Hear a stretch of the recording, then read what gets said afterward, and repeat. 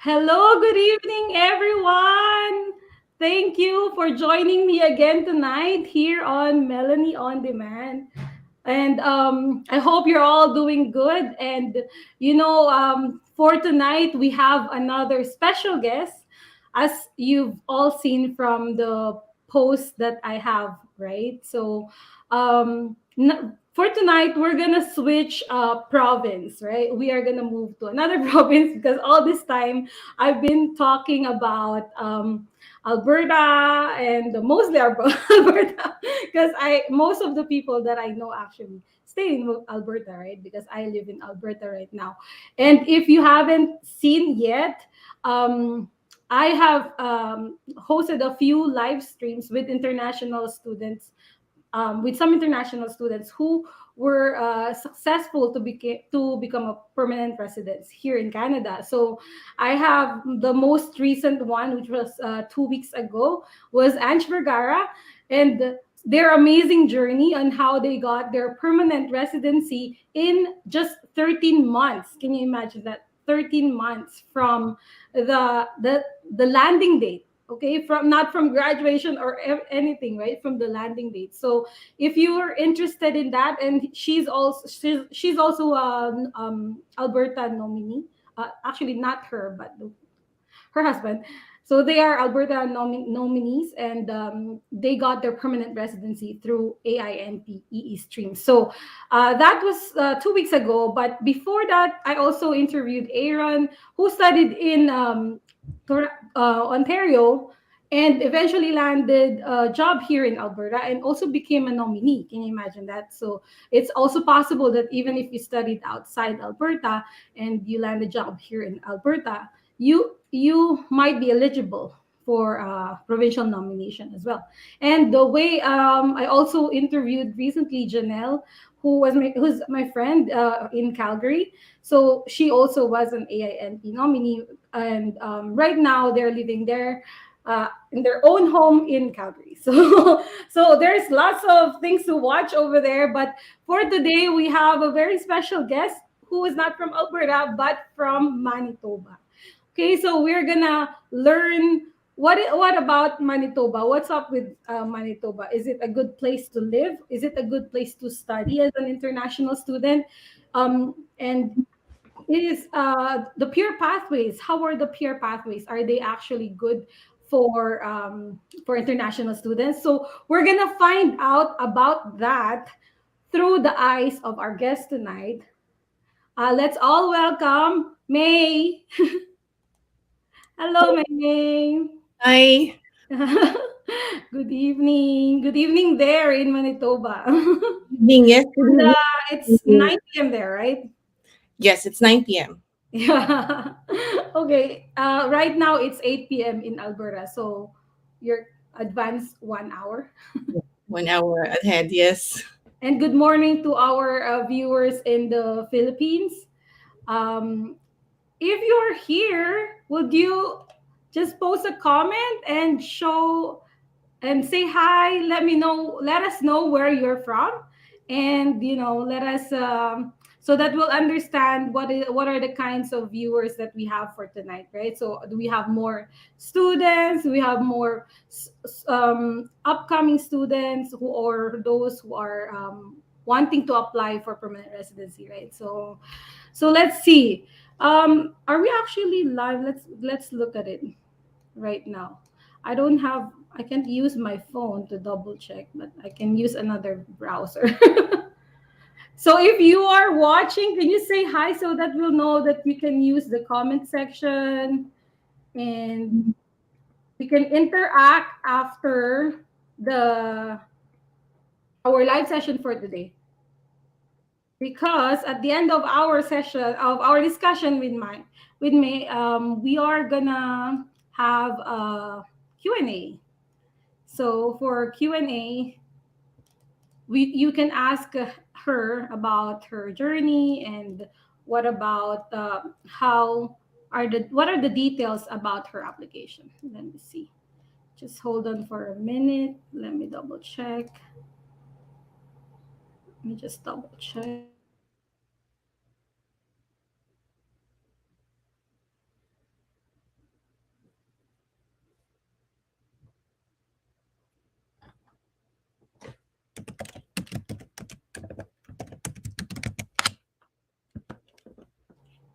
Oh, sorry, I muted. Hello. Oh, there. Okay, of course, my number one fan, right? My husband. Hi, Miss Melanie. Hello. Okay, at least we know it's working because he's there. So he commented. Let us see.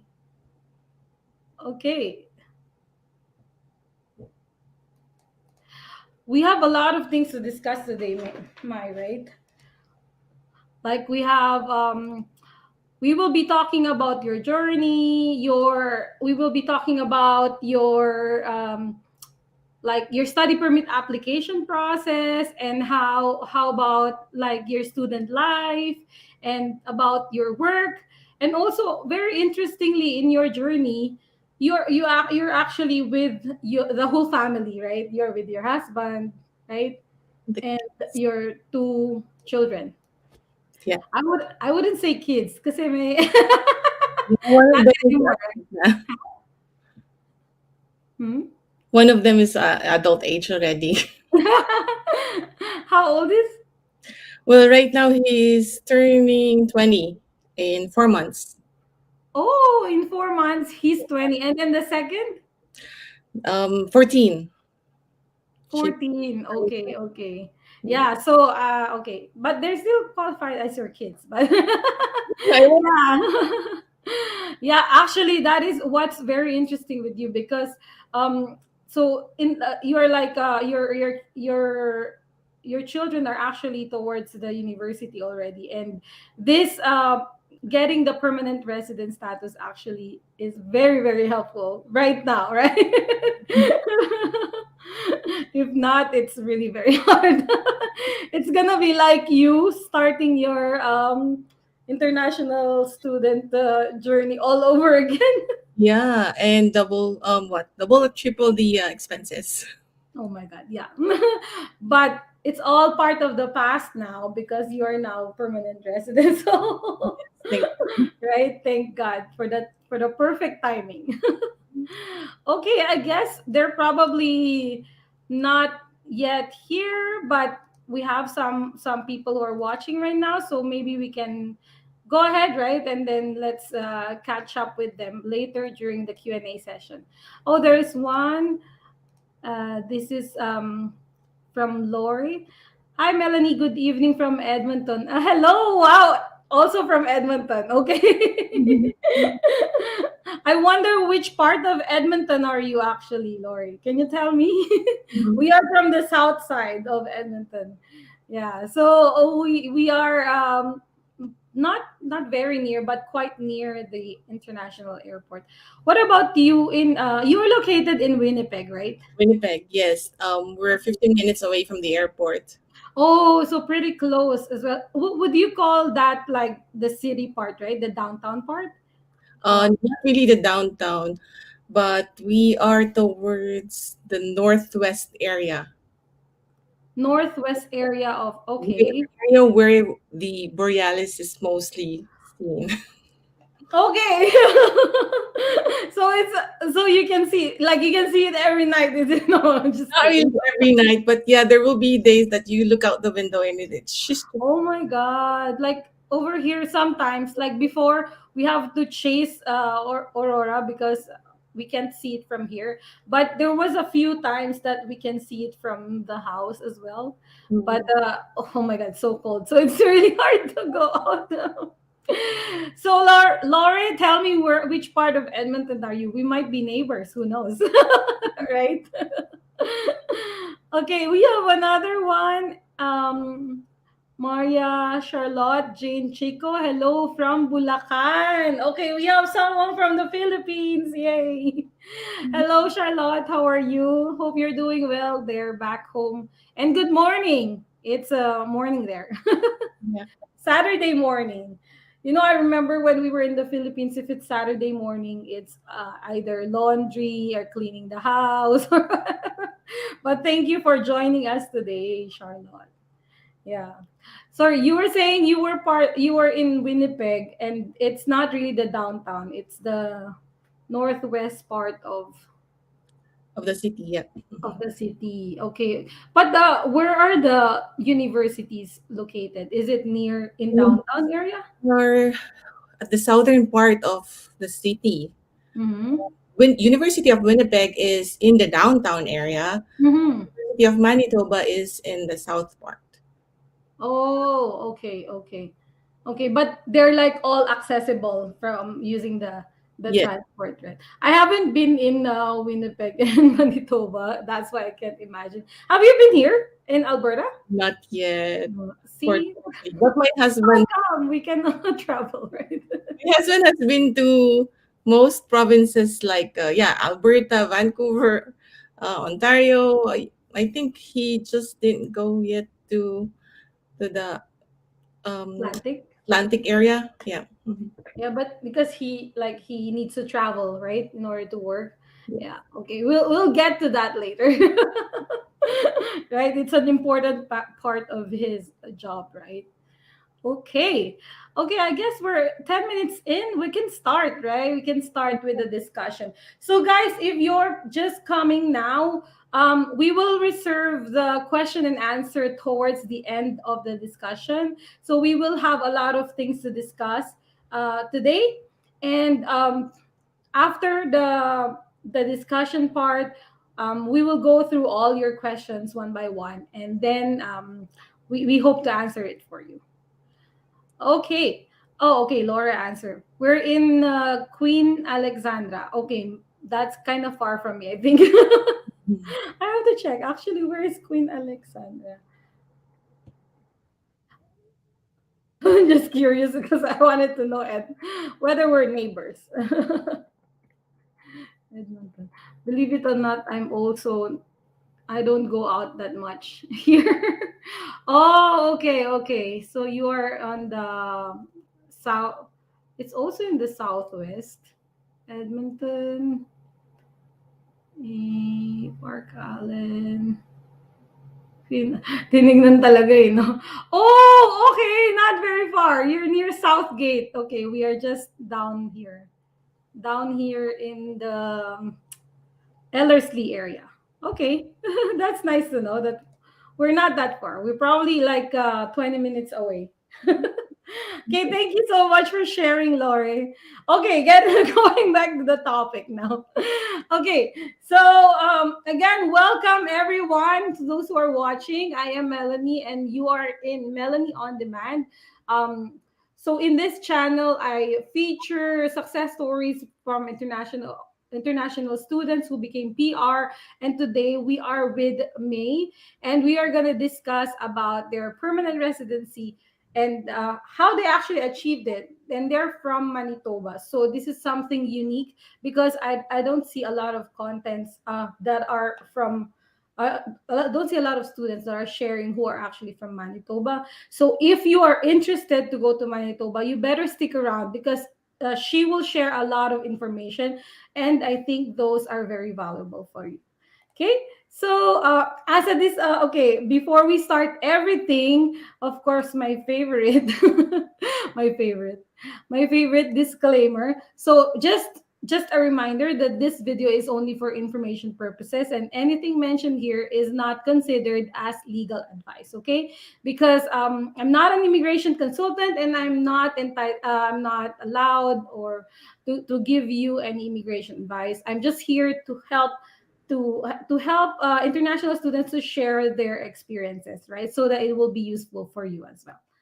Okay, now that's all those are done, let's continue with our discussion. Okay, and May is so nice to create a PowerPoint presentation for us today and share with us, hang on, share with us their student to PR pathway. Let me just put that in, what do you call this one? In full screen. Okay, hang on.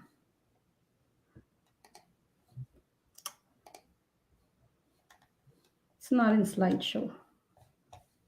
Oops, sorry. Could you maybe just continue sharing, May? Oh, okay. Would you Yeah. Again, hello everyone. figure out this? My name is May. I'm from Malolos, Bulacan, but most of my life was spent in Riyadh, Saudi Arabia. So yes, I was an OFW. I came here in Canada in 2018 with just me and my husband. When we landed, it was just me and my husband. So the kids were left back home in the Philippines. So Mm. since 2018, yeah, we landed 2018. I studied. When we got here, uh, luckily, husband got a job like 6 weeks after we landed. Mhm. So we settled. Oh, by the way, I went to Red River College. I took up a 2 year diploma program of business administration, major in administration. Mm. Chose that program because I don't want to limit myself with certain field. So I want to give myself a lot of opportunities when it's time for me to look for jobs. Yeah, Mhm. I started August 2018 and I graduated May 2020. Okay, so that was your student life. And then when did you get your approval? She recently got their permanent resident. They recently got their permanent residency. And when was that? Just last month, January 16. Wow, fresh na fresh. Congratulations, me. Congratulations again. Yeah, so it's not even a month, right? So how are you feeling? You're still over the moon? Over the moon and overwhelmed with all the updates that we have to do. We have to update the bank, Yeah, the yeah. government Mhm. offices, work, Yeah. school, all these things. Yeah. Tell me about that. Yeah, you have to update your SIN, number one, because from nine it becomes six, right? So because it's gonna change already, and then the PR card and all those stuff will follow. Health card, right? Yeah. Yeah, you gotta update It's all those. taking time. We haven't received it yet, actually. It will come for sure. Okay, so that was in a nutshell. That's me.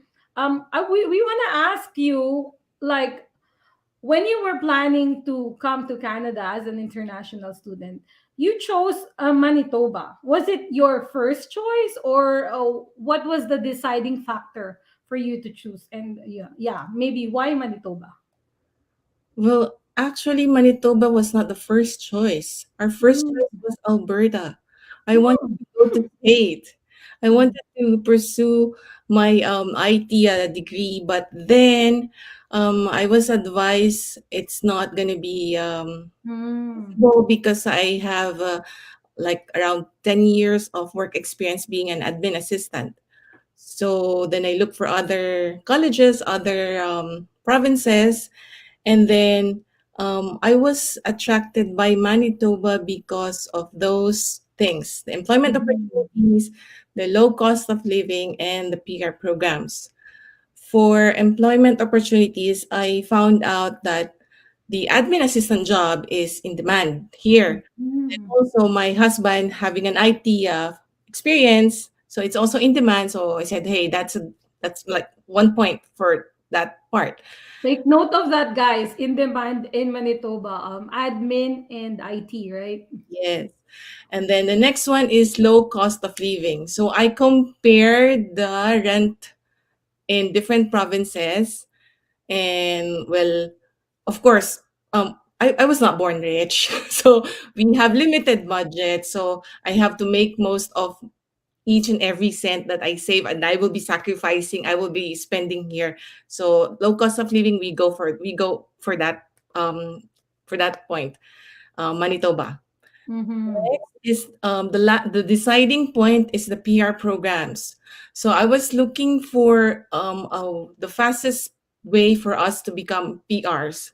Mm-hmm. And then there was a time that I talked to an international student from Manitoba. She was here and I was still in Riyadh at that time, and she told me all of the programs, all of the options that we have.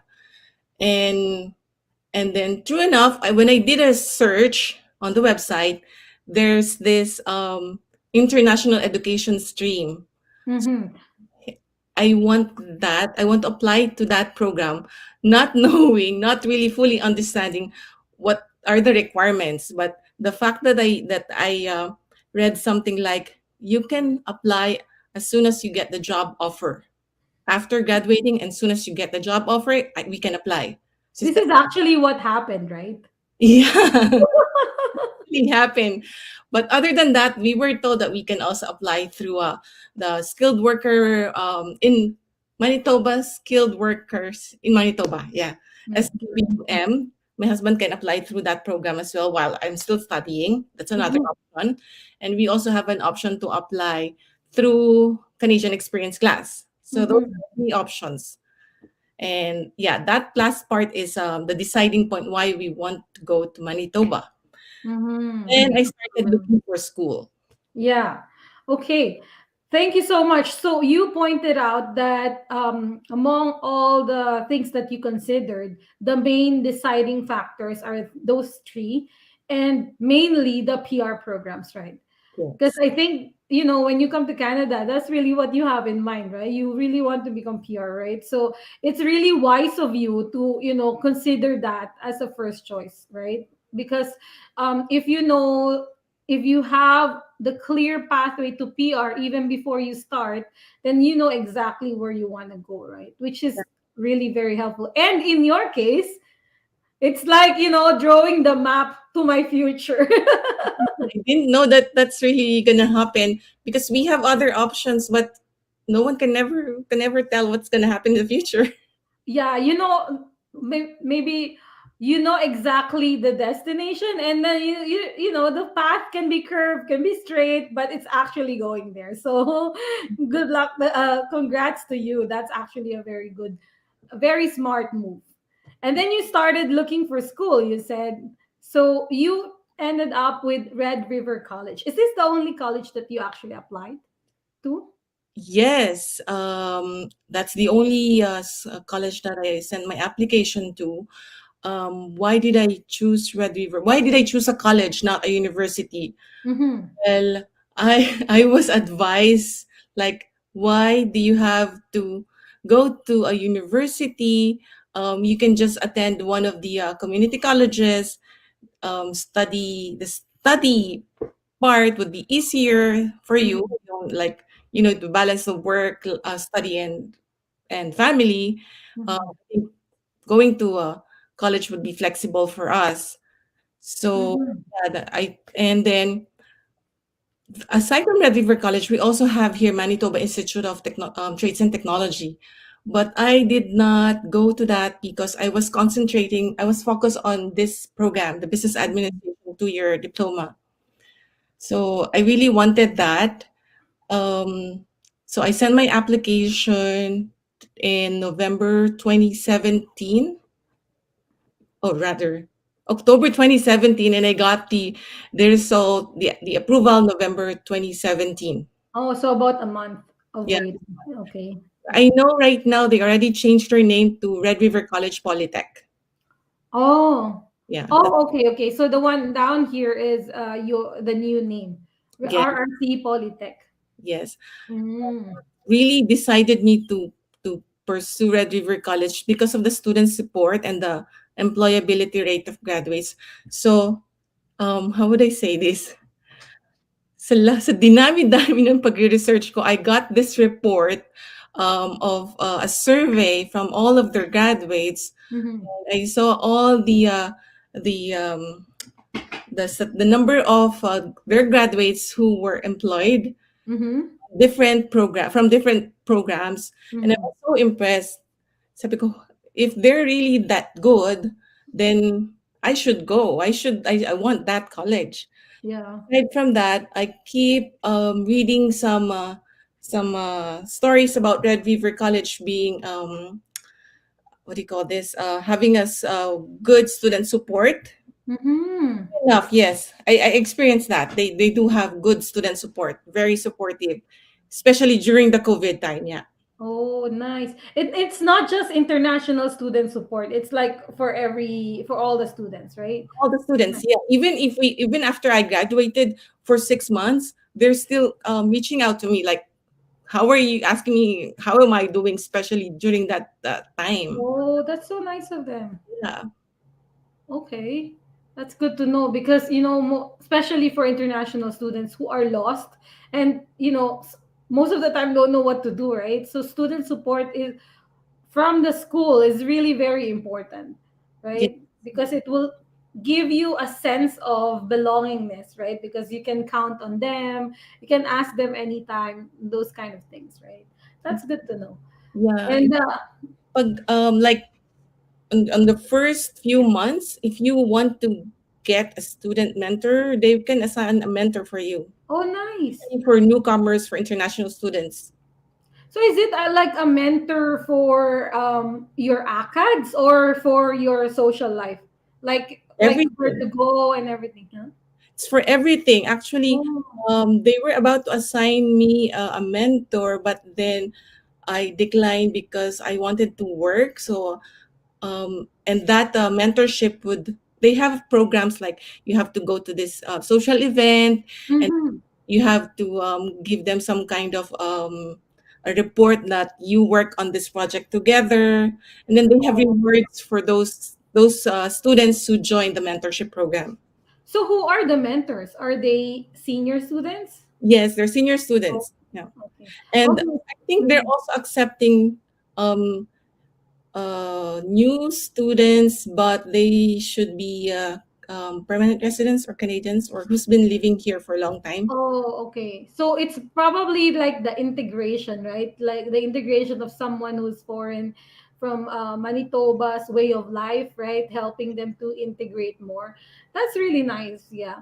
I remember at SAIT, we also have some mentorship before, but it was like based on subjects kind of thing. It's on ACADS, and I was one of the peer mentor over there, so they just log these things so that they can identify how many hours were used for this purposes, something like that. I guess those are just like for bookkeeping purposes, but that's really a great way to make friends, right? Mm, yeah. So you didn't avail that service from. No, unfortunately, I wanted to, but then I was trying to manage the time because my classes then was from 8 to 4, Mm-hmm. and then after study, I was aiming to work part time. Mm-hmm. Oh, okay, I don't okay. have enough time for the mentorship. Yeah. Well, Yeah. I guess you integrated yourself just like that with pay. Yeah. And you mentioned something very interesting about the employability rate of graduates. So, was it like a publication or you found it from their website, from Red River College website? Yeah, I found it from their website. They were conducting surveys from their alumni. So Ah. they were like trying to track them. Where were they working? Mm-hmm. How much are the compensation they're getting? Mm-hmm. And so far, I saw good results, like around 90 and above. Mm-hmm. So this must be good. And true enough, when I came here, when I met some people, and they learned that I go to Red River College, they would say, okay, you're good. Yeah, you have that. That's nice. They have very good reputation in Manitoba, right? So you, Yeah, you really did your research. So when you graduated, did they actually send you the survey?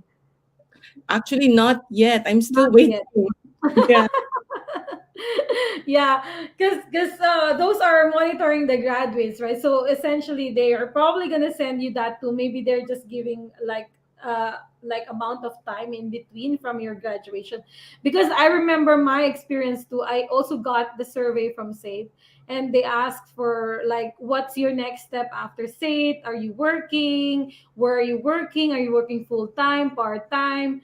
How much are you earning? If, like, yeah, for example, if you want to share, right? If you don't want to share, that's okay.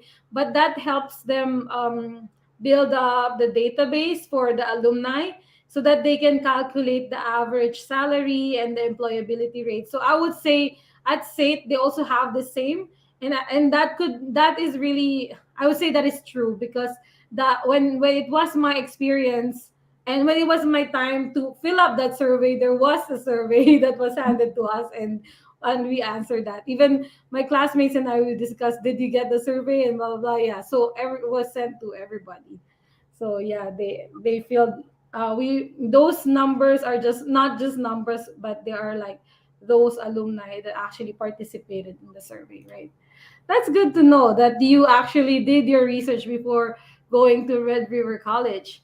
And how's the college like? Is it the campus like? To Is be it honest, big or is it like a big one building in? Red River College, the main campus is so huge. There are a lot of buildings, but for the business administration, there's just one building for that. Mm-hmm. We have everything there: the campus store, the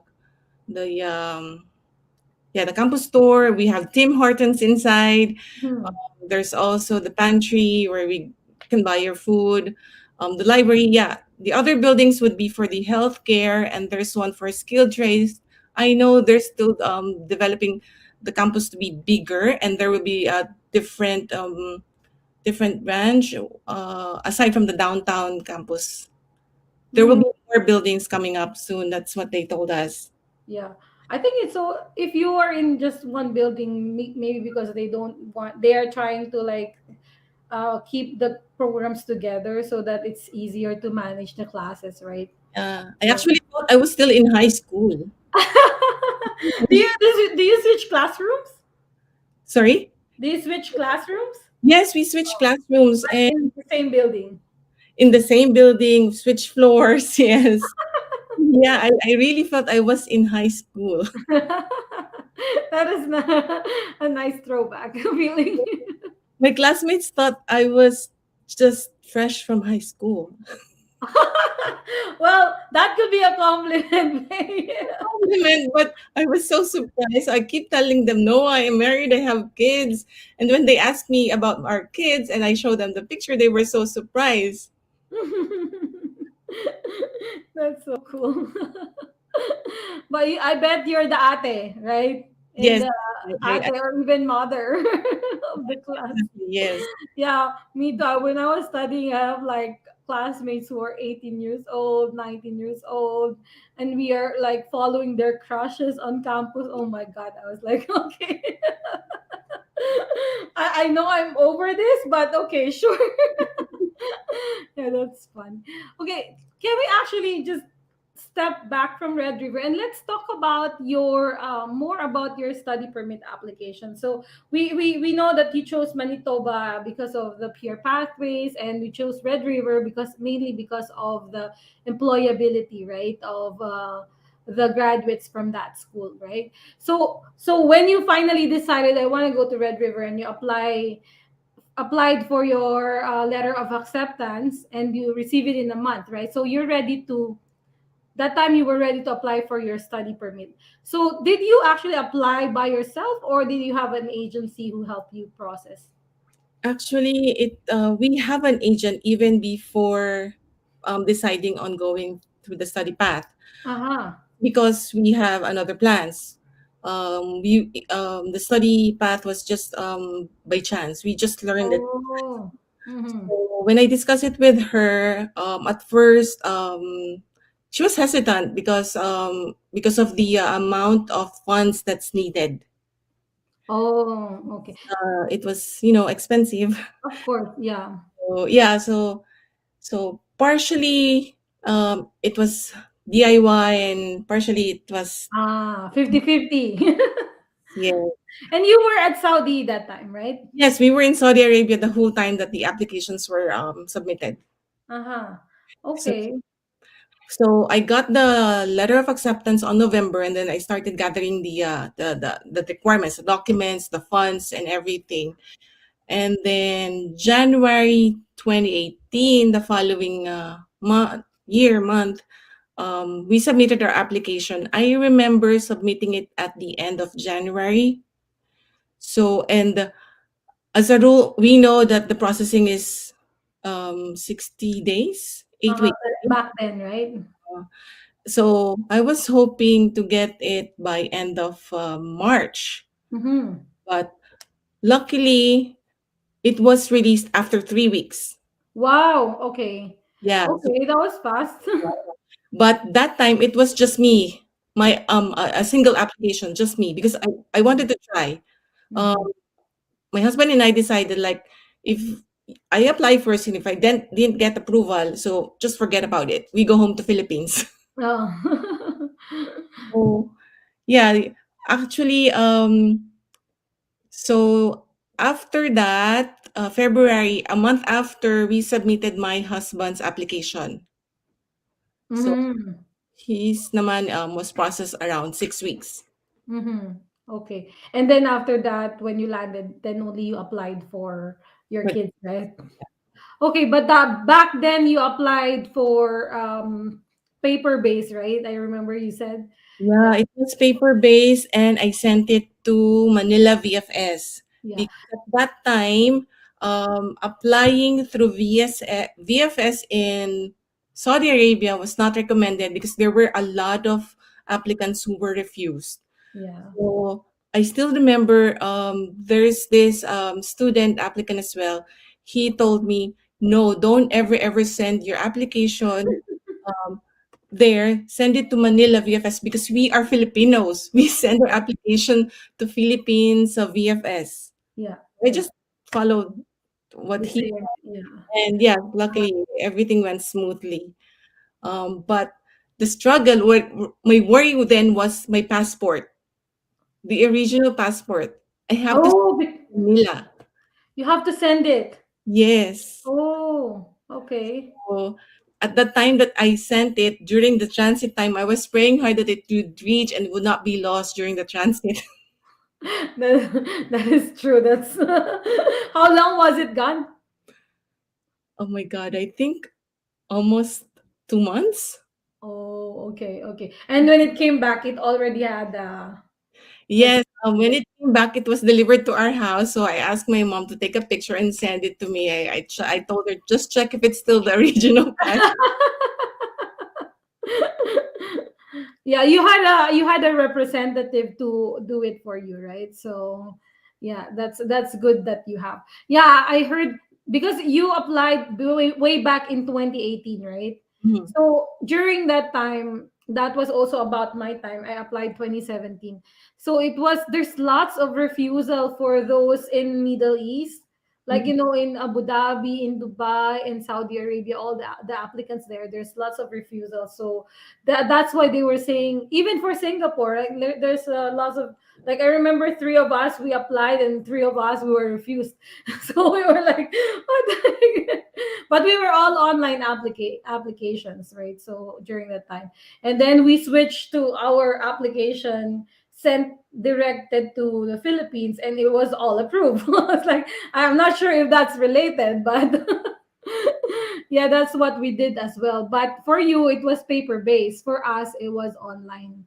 There was just there's a question in the IMM 1294, right, where it's asking the country where you are applying. So if you have to choose where you want to send your application, right? So either Philippines for us, for both of us. That's what we wrote. Actually, yes, until now, I'm still getting questions about the mailing address and residential address and current address. So Mm. for my mailing and residential address, I wrote Philippines. Mm-hmm. For my current address, which I know it's in a different form, I Mm-hmm. wrote Saudi Arabia. Yeah, of course, you're physically present in Saudi Yeah, Arabia. I was a worker then, so I have to write my status, right? Yeah, that's right. That's right. That makes sense, right? So technically, you answered the form truthfully, right? Yes. Yeah, because you also have a resident in you have a like you have an address in the Philippines because you live there too, right? So, but currently you are actually located in like way back when you were located in Saudi Arabia. So that's a very good point. Yeah. So one thing I was thinking kasi if I will write Saudi Arabia, hello, my this record will be kept for very long time, forever actually Yeah. in Canadian government. So Yeah. I want them to have my correct information. Of course, of So course. I'm not really a citizen, not even a permanent resident of Saudi Arabia, so I have to put my address, my home country. Mm-hmm. Yeah, Mm-hmm. That's true. that's just my logic. I'm not sure how things are going on right now. Well, it looks like it works for you. So Yes. you didn't get any red paper from IRCC. Okay, yeah, thank you. So that's your study permit application. It was pretty smooth, right? It's just waiting time for the waiting time that is really, hard to do. Actually, there was a bit of a struggle. The struggle was the funds. Oh, okay, okay. It's not that we don't have the funds. Actually, we have the funds, but they will come as our severance pay. Oh, okay, okay. So, we had to find a way how to make it appear that the funds are actually in the bank, sitting there. Mm-hmm. So yeah, that's quite tricky for us. Yeah, but it's actually your money, and you are decided to go back home, right? So you should be able to get that already. Yeah. Yeah, so everything will works well for good. Everything works for good, right? So that's really good to know. So, it's very seldom that you will find an application with no struggles. At that Yeah. time, um, um, they launched the Study Direct Stream program. Uh-huh. Uh-huh. We Yeah. were also afraid maybe we won't get approval because of the study direct stream. They want a year of tuition paid and GICs. So Yeah. I was actually asking my boss, could you send me to Philippines just for a week so I can process everything? Uh-huh. Oh yeah. And she said, no, no, no, you just got from vacation, you just stay here. So I had no choice. I guess right now it's easier to get GIC, right? Even if you're not in the Philippines. Yeah, But way back before when it just started, it's not as easy as it is now. It was now, right? yeah, So even when I was applying, hindi pa uso yung SDS. We don't have SDS application. Everything is regular stream, or that's the only stream actually. There's not regular stream.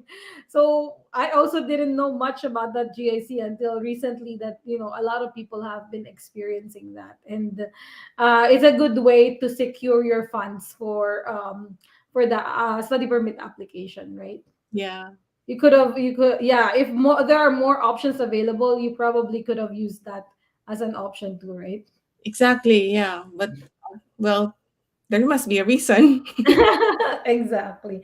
But anyway, let's move forward. So you got your study permit, and your husband also applied for open work permit right after you got approved, right? Yes, actually, what happened was while my study permit was on process, on his own, he applied for a tourist visa. He applied for a tourist visa because he told me, if I get confused, I'm not the if I get approved and you refuse, hindi ako tutuloy. So what he did, he applied for tourist visa, but he got refused sa tourist. Oh, He was refused. And then, yeah, may so sariling buhay si husband, ano? and then I got my approval. I gathered the documents and I submitted his application. The problem pa is he submitted his resignation to work without even the result. Ang tapang talaga. So yeah, matapang siya. He was not confident that he's gonna get approval. Thank God he was approved after 6 weeks. And then we all went back home to Philippines. We stayed there for 2 months and we settled the kids and then moved here. Okay, okay. So both of you landed at the same time, and then you left the kids first, Yes. back home. So why did you decide to do that? Like I'm just curious, right? Because you could have applied for them right away, right? Together with your spouse, and you could have landed together with here in Canada at the same time. So why did you decide to leave the kids first? I think nag-overthink ako because I was considering a lot of things. First is first and foremost, I have these questions. How if my husband would not get a job easily, right? Mhm. How if he gets a job but then it's not really a high paying job to enough Mhm. to support us. How if he gets a job, a good pay, but he's not okay with the work environment, so he has to Mhm. get a job. And then ako, for sure, I'm gonna go through some kind of adjustments at school, plus the weather, the environment, the people, Okay. all these things we considered. So sabi ko, maybe it's not good option for us na sabay-sabay tayo mag-a-adjust. Mhm. So I think it's wise na we leave them for now. Anyway, my mom and dad would like to be with them bago man lang sila mag-move here. So and besides, it's also a training ground for them because they were born in Saudi Arabia. They grew up. Mm. I think the longest that they've been there was only for a month or for 45 days. So sabi ko, this is a good chance Oh, of their own, right? okay. So yeah, they enjoyed it naman. They went to school there for a year. So na-experience nilang mag jeep, mag tricycle, and um, ulan araw. Yeah, they experienced that. Nasaan sila? Where were they located in the They were Philippines? in Bulacan, Malolos. Oh, Malolos, Bulacan. Okay. Yeah. Oh, Charlotte was from Bulacan. I just remember our viewer. Nice. Oh, okay. So you're again being smart about the possibility of hardship ng gusto niyo mag-adapt muna para when the kids are like finally arrive, you're ready to take care of them because you have to take care of yourself first, have your own house and be more familiar. Yeah, I guess there's just the it's different for different people, like for some of the people baka wala ring mag-aalaga ng anak, right? So that's why they have to bring them with uh at the same time, right? So Yeah, it was heartbreaking for me, ah. Actually, nung hinatid nila kami sa airport, I was the one crying. Actually asking me, "Mommy, why are you crying?" Ano yung mga bata. Yeah, of course, you've never been apart, right? This was the first time that you actually been apart. Yeah, and actually that whole time that they were in the Philippines, I was studying here. Lutang ako, my mind was just block. You always think about them, right? Then Yeah, yeah. you have to But study. they're in safe hands. Yeah, So you're okay. Yeah, so you had the opportunity to become a student, a full-time student and a wife, not a mom yet. Okay, let's talk about your student life. Actually, I want to know what about your life in Red River College. So you mentioned that you were a volunteer. Can you share with us? yes. So, para mawala yung homesick ko sa mga bata, I volunteered to some of the activities. That one, when we were wearing a purple shirt, that's during the federal election in 2019. So, Mm-hmm. nag-volunteer kami for the Get the Vote Out campaign. Basically, we're just asking post-secondary students to go out and vote. Okay. And then for the Student Ambassador Directions Conference, yeah, we were one of those students who promoted the conference. So we encourage students to attend. We help them process their bursary so they can attend the conference. And then, oh yeah, the Lieutenant Governor's Medal Award. I was actually not aware of that until I received an email around May. They were telling me, yeah, you qualified for this because you did a lot of this community service. Mm. Academic grade, your grades are good. You've been a consistent honor, so you're qualified for the Lieutenant Governor's Medal Award. But I did not really pursue this, or did I pursue this? I'm not really sure. I can't remember. That was very short lang. And then Siloam, yeah, for Siloam Mission, we've been volunteering there for a long time before COVID as a kitchen helper. Nice. Yeah.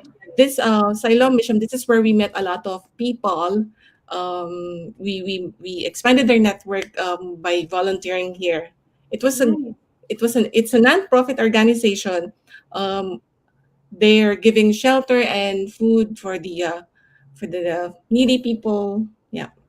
Also, you're really very integrated with the community. Looking at this, and I believe you volunteered there with your son. Yes, yes. I Yeah, volunteered. right. When he came, I taught him like how he should be expanding his network, his skills. Because volunteering is could also give you employability rate. Of course. Yeah. Yeah, of course. Like you'll meet a lot of people, right? And then, people have connections, so they'll remember you. That's a good part of your student life. So your academics, they were all like as you expected, or were there any surprises as well? There was one course that I struggled. Mm-hmm. It's statistics. I cannot forget that. Really, I was so disappointed at myself. Being what coming from University of the Philippines, we have this expectation on ourselves, right? Uh-huh. One time I talked to the instructor. I asked him what should I do. Am I going to fail the course or what? Should I withdraw?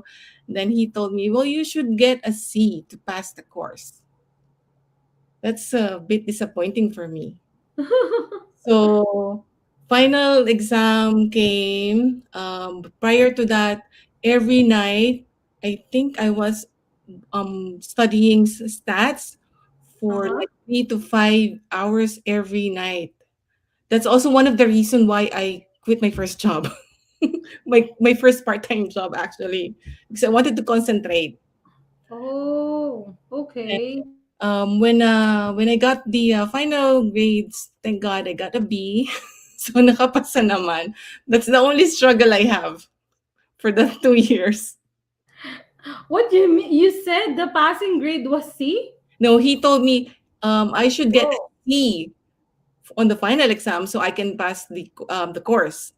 Uh-huh. Okay. Sabi ko, Okay. nangangalawang na yata ako.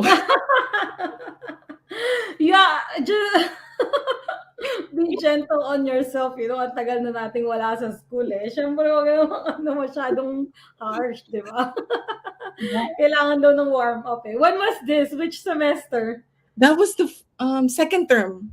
Second term. Yeah, Okay. second term. Practice pa daw. Kung fourth sem yan, wala na. Hasang-hasa na yan. Actually, the third term, if I chose finance, siguro maloloka na ako. There'd be a lot of statistics course pa. So I said, no, no, no. I'm just gonna settle with general administration. I'm happy with that. Yeah, but that was your major, right? You said Mhm. that was your major. Yeah, that's good. And you mentioned that you also work aside from studying, volunteering. You also worked, right? Yes, I did quite a lot of work. Uh-huh. I So can see that. Okay, can you share your experiences with us? yeah, the first job was a call center representative. I only lasted for 2 weeks. I had a lot of reasons kasi the work schedule that they're giving me was until 10 or 11 p.m.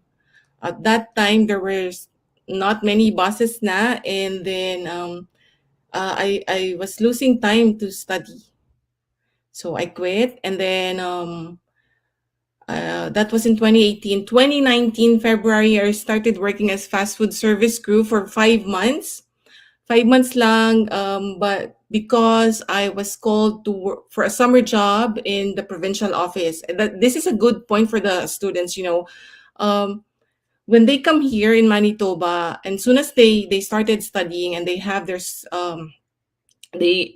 student number, they should go to the Government of Manitoba website and search for STEP student, register, create a profile, and then submit your resume, your CV, because that would include you on the roster of students who they can invite for a summer job.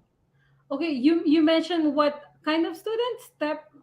They call the program STEP student, Oh, step or students. rather Okay. STEP services. Yeah. Step services. Oh, I know step services. Okay, this is they are like a recruitment agency, right? Um, Isn't it, aren't they? Not really. For us, STEP students stands for summer students Oh, temporary. okay, okay. So I'm referring to another company. Okay. Yeah, so STEP means students temporary employment program. Okay, that makes more sense. So it's a government program for students like us, Mm-hmm. secondary student, high school students. So my Oh, my name was picked by this government offices. I'm saying office. dami. So yeah, I worked there during the summer and doon ako nakakuha ng pang tuition ko.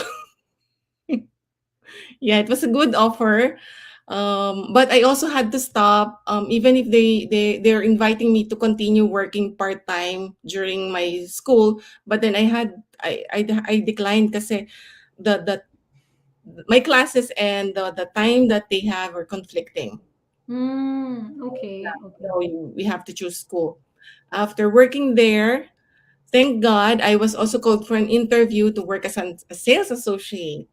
Mm-hmm. So as a sales associate, I think I worked for 9 months, and I only Mm-hmm. had to stop because of I had to look for another job, a knock B job, so that Oh, postgraduate and the open work permit extension. yeah, Yeah, yeah.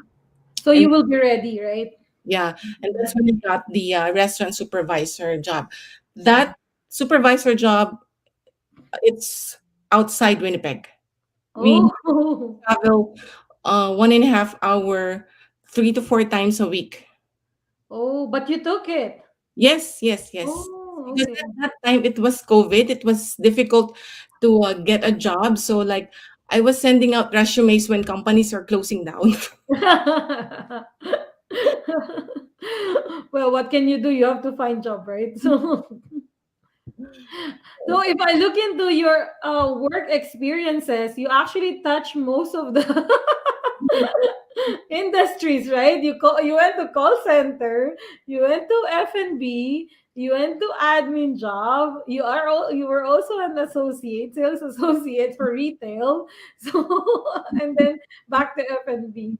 So if you actually like you step foot sa iba-ibang klase ng industry and you can just return anytime you want. Yeah, I have to, right? Because I was thinking na I have to work because I want to build my Canadian work experience, Yes. right? Yes. And I want to expand my network. And take note, guys, she's located in Manitoba. So for those of you who are actually scared that you will not find part-time jobs in Manitoba, here, look at her. Halos lahat na yata napuntahan niya. So is it true that it's hard to find part-time jobs there as a student? Um, I'm not really sure. I guess it depends on the person. For me, kasi I started submitting my application on the first day that we came here. Mm-hmm. Work that sales associate job, I got that in 2019, but as a matter of fact, I was applying since 2018. Mm-hmm. It's taking time for companies to really look at your application, so you have to start early. Okay. But you also like do walk-ins? Kasi dito may mga ganun eh. You can go to a restaurant and then submit your resume and hoping they'll call. And pag may Pinoy na nagtatrabaho, ate, pasok mo naman ako. COVID, yes, some of my batchmates did that. Yes, I remember him. He went to Jollibee and he submitted his resume and he really waited for like 2 or 3 hours for the manager to come and meet him. Wow. Yeah. He's now in Nova Scotia. Agad-agad. There are two branches there, right, of Jollibee. Right now we have Huh? three branches. Oh, right now there are three. But I remember last time when there's no Jollibee here, like there are two there. I was like, why? But right now it's everywhere. Right? It's just a matter of time. Para makaipon yung mga Pinoy na magpuhunan. Right? Yeah, okay. So yeah, so guys, if you think it's like based on May's experience, it's not really hard as long as you make the effort to really find part-time jobs. And knowing that the school is located in downtown area, and there are nearby restaurants, right, in the school area. So it makes sense to apply to those restaurants or to those malls nearby, para 'di ba yung travel time in between school and work, it's Exactly. not. It's not really difficult to find a job. Let me just share to you, know, my son just so we just got our PR last month, right? So Mhm. my son started looking for a job because he can work now, right? Mhm. So the other was it Thursday, no, Wednesday, he submitted his resume in one of the restaurants nearby. So Mhm. him for a job interview earlier today. I mean this afternoon. So he's Mhm. gonna start working next week na. Mhm. Congrats. Of networking, Yeah. being nice to people. Kasi it's just a small community. Someone knows someone. Yeah. All connected. So make sure you do good to someone and good things, word of mouth. Yeah. We will all connect. Yeah. Yeah, that's true. And if you're new to Winnipeg, now you know May. Be nice to May, and May will refer you to some people, right? Pinlag yung sarili. No, I mean seriously. When we were talking last time, she told me that she helped quite a number of students already to settle in Manitoba, in Winnipeg, help them find apartment. You see, like even strangers who will just contact her through Facebook and ask for some advice and help how to find apartments and where to go for this and that. She'll help, in her availability, of course. That's so nice. Well, I really try to respond to messages, but then sometimes I'm sorry if I cannot really attend to it immediately or like if I missed it. Yeah, yeah, of course, it's understandable. But you have helped a number of students over there, right? I remember in your building there were a few, right? There are you here, right? Yes. That's true. Okay, that. Thank you for all those information and for clarifying that actually it's not very hard to find job in. So we are only talking about Winnipeg, right? Manitoba is so big. So Winnipeg is it the capital Ye- of Manitoba? Okay, it's the capital of Manitoba. So I would think that's like Edmonton and Calgary of Alberta. So not all parts of our Alberta are the same. It's just the city. So it's same in Winnipeg, right? So that's the city. So based on May's experience, it's in the city, so it's not very hard to find part-time work for students over there. Okay, now let's move on to your yeah, this is your beautiful family behind the Aurora, of course, ng Inggit. Yes. Yeah, So can you tell us more about them? yes, so basically, me and my husband, as I said earlier, we landed here at the same time in 2018. So he got his job 6 weeks after arrival here. It took that time because the company was doing criminal background check. But then, um, what we were saying, like, it's taking time because we are really fresh, new. They won't find anything about us. So luckily, he got the same job that he had in Saudi Arabia, NOC B2282. It's a full-time job, but it's not a Manitoban employer. It's an American company, but he was hired for the client for the customers, their clients here in Manitoba. Okay. So aside Sorry, from what is 2282? more on like IT support, IT IT technician. support. Okay. Okay. Aside from that, he started taking part-time job as a food delivery driver. So Mhm. just imagine I was working there in the same fast food at the kitchen, and he's delivering. Exactly, yeah, that's what he is. So Nice. then the kids were left in the Philippines for one school year, but basically that's just around 8 or 9 months because after my second term, a week after the second term, I went to Philippines and we brought them here. Mm-hmm. But I have to tell you, the first application for the kids study permit was refused Okay. because of financial reasons. They were saying the 6,000 was not enough, or rather, yeah, actually, what they really wanted was only around 3,000, right? Yeah. Yeah. But we prepared twice that amount for each Yes. of them, but still they were refused. So we had Uh-huh. to raise the amount and Yeah. reapply and got the approval. Yeah. So at that time of application, my son was 16 years old. He's in grade 10. Mm-hmm. So just imagine, um, it was really crunch time for him because I want him to come here, uh, Yeah. settle, and become a PR before he before he passed The adult age age. of majority, right? Yes, Yeah. oo. Yes, and then my daughter was just 11 years old that time. When they came here, they already finished grade 10 and grade 5 in the Philippines. But when they got here, it was the month of May. So there's still 1 month left for the school year. So Mm-hmm. schools to accommodate them. They Mm-hmm. wanted them to come and see, start the adjustment period, the honeymoon period for them. Yeah. Okay. That's nice. So they accommodate, so they can adapt, for the next school year. It's not very hard for them. Yeah.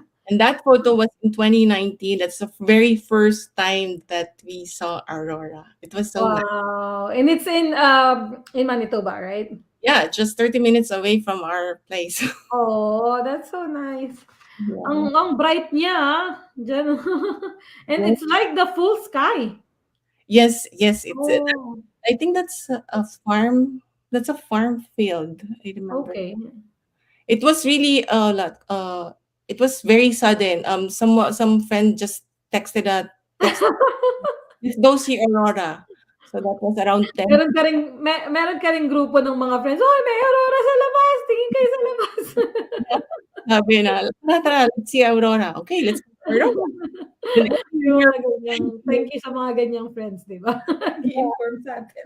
every year we try to chase Aurora, but this year I don't know, for some reason we did not go out this year. Maybe hindi na lang siya kasi sa Oh, window. yeah. Yeah. It was different for if it's the first time, right? It was so magical. Yeah. Okay, moving on. So you graduated in May 2020. Okay, now this is your timeline after your school, right? So and then you got a Nokbi, that this is the restaurant manager, a supervisor job, right? Yes. Nokbi 6311. Yes. Okay. And then That take note, that's only a part-time job, but it's a not. uh-huh. So that's what I used when I submitted the application for my Oh, okay. Mm-hmm. work permit extension. Mm-hmm. And I submitted that June 5, 2020. I remember I got all the documents morning of June 5. Good thing I was off from work. And then I called the supervisor. I told him I'm not coming the next day until I finish submitting all these applications. Because we're not allowed to work until we submit the postgraduate work permit application. Yes, yes, that is a very good point. That's true. Yeah, so I had to make sure I stayed up late actually just to submit all this.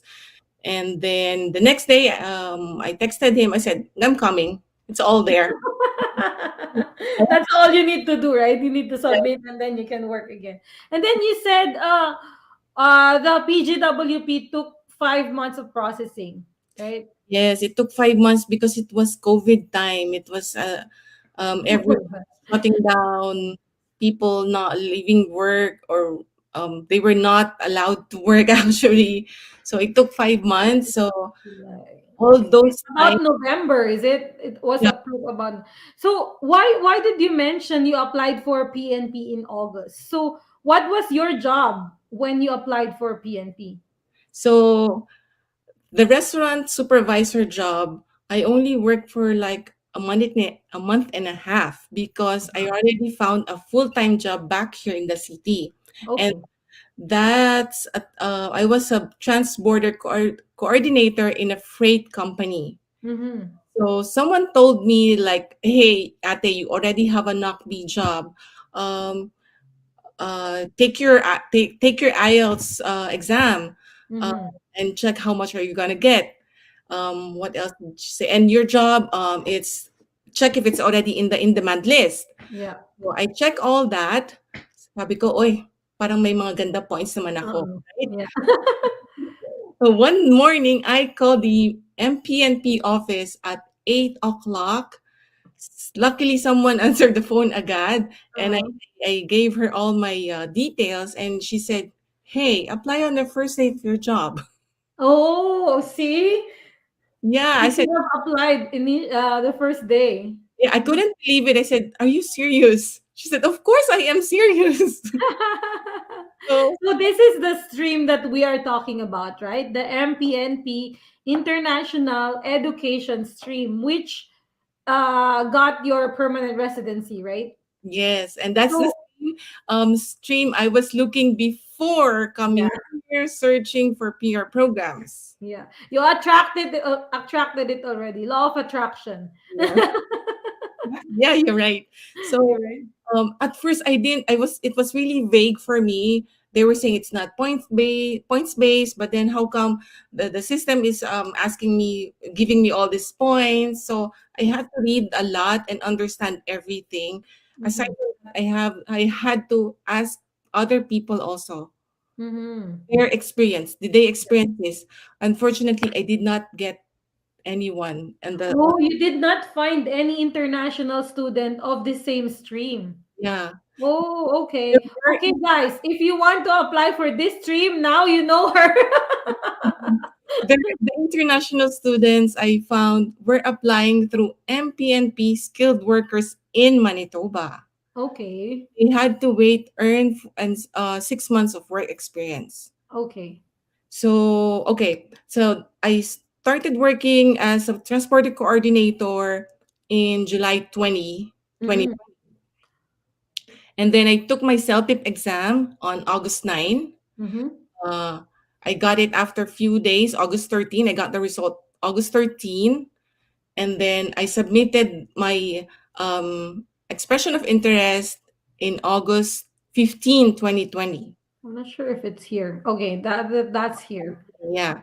So luckily, August 27, we got the invitation to apply. I was so surprised. I said, is this really happening? That I was really over the moon that time. Yay. was fast, right? That's just a week. Yes. Well, actually, Oh. Manitoba Provincial Nominee Program is always open. Mm-hmm. They conduct the draws rather bi-weekly. They do draws bi-weekly every Thursday morning. Mm-hmm. So if you Okay.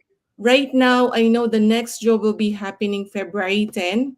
So then Uh-huh. maybe for those who are watching, they can plan now as early as now. Mm-hmm. It's gonna be the next draws for the coming months. Mm-hmm. It's always open anyway. Sorry, let's get back to the eligibility, right? And the requirements. So you mentioned that for this international education stream here, you graduated 2-year business admin diploma in Manitoba. So what is the requirement? You have to be a graduate in a Manitoba DLI of minimum 1-year study program. So Yes, even if you studied a 1-year program, you can apply after you get a job. yes, Oh, wow. but the job should be listed in the in demand occupation. Okay, okay, okay. It should be related to your study program, Okay, okay. and the job offer that you should receive would be at least 1 year.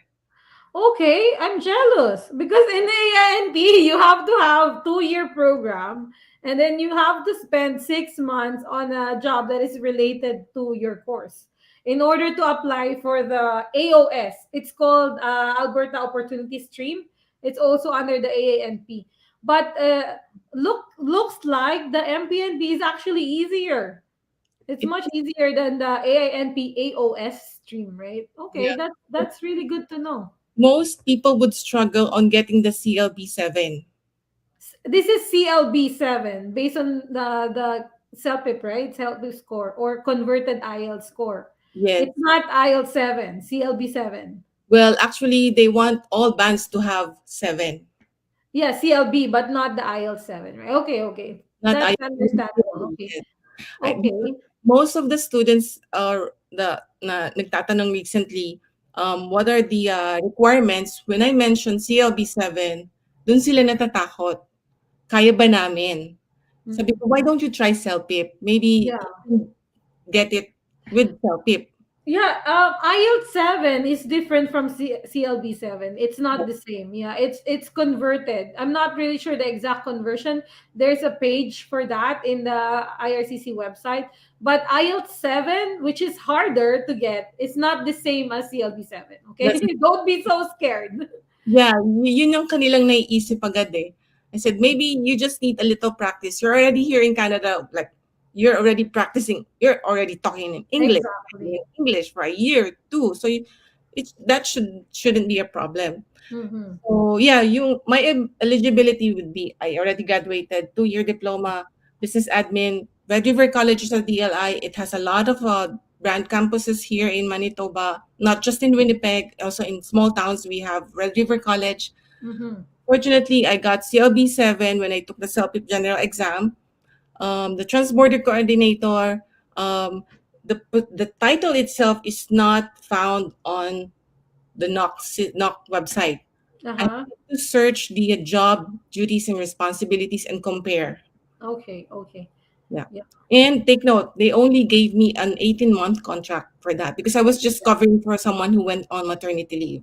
Yeah, yeah. So it So, was not permanent, it was a contract, but it's more than what is required by the MPNP, right? You yes. only require they only required 1 year contract and yours was 18 months. So you were able to apply. And you could have applied the first day of when you are there in the job, right? The first day of Yeah, it's your just work. my CLB, my English. My English IELTS was expired already, and it was for academic, so I Mhm. really had to retake. Oh, okay, okay. You had IELTS, but it was academic. Yeah. Okay. Okay. So you met all the major requirements. So that's why you were able to apply. And you mentioned something here about the expression of interest. What is this? The one that you submitted on August 15, 2020. I just filled out the form. They call it the Uh-huh. expression of interest, so that I could get into the draw. Okay, okay. So this is like your application for them, and there's a format for this, is it? Yes, it's already in the system. By the Oh, way, I think maybe some of the viewers would be thinking, bakit ako ang nag-apply? Why not husband? yeah, yeah, exactly. Okay, Right. that's another stream, right? Of Yes, yeah, actually, okay, we can answer that. yes, he had to wait for me because, as I said earlier, his employer is not Manitoban. Mm-hmm. So I advised him one time to go to an info session of the MPNP office, and he asked what's his chances. He doesn't have a Manitoban employer. He works for an American company, but he's here working in Manitoba. He doesn't have an office here because Mm-hmm. his title is a field engineer. Mm-hmm. So then the officers told him, just wait for your wife to finish study and she applies because Mm-hmm. you already have a good job. Don't lose your job. It's really a rare opportunity for you to get the same job like what you had before. So don't lose it. If you're earning good, just keep it. Wait for your wife. So Mm-hmm. we just follow their advice. That's why Mm-hmm. I went. This is my choice. But um, see, before I went through the international education stream, as I said earlier, I had two other choices: the Manitoba Provincial Nominee Program, skilled worker in Manitoba, and the CEC. Mm-hmm. My plan then was, if hindi ko ma-reach ang CLB 7, I'm gonna go for skilled worker in Manitoba. Mhm. Which you have to earn 6 months of work experience in the job that you were working on. Exactly. Right. Yes. Yes. Mhm. And But I have a question though. Why didn't your husband applied for CEC? Or he applied but his score is lower? no, he did not apply because he was afraid to take IELTS. Okay. Matapang siya mag-apply ng permit pero hindi IELTS. Yes. Okay. So, yeah, a lot of people are also asking me that, oh, yung spouse namin ayaw mag-IELTS, anong choice namin? Plus one. Ako din. Ganun din. So here in MPNP, it's only the principal applicant who is Yeah. required to submit the English proficiency exam Yeah. test. Alam mo, ganun talaga eh. Different couples have different dynamics, right? So there are power couples who will, willing to, go tooth and nail with their application, right? Mag-a-apply, mag-a-IELTS yan, mag-self-pip yan, basta tulungan sila and everything, right? But then there are some couples who are different, right? Like our spouses, right? Hindi Yeah, sila fond ng IELTS at selfie, right? So there are still some possible ways, right? It's not the end of the world. So yes. Oo. See, these things I had to consider before deciding where to go.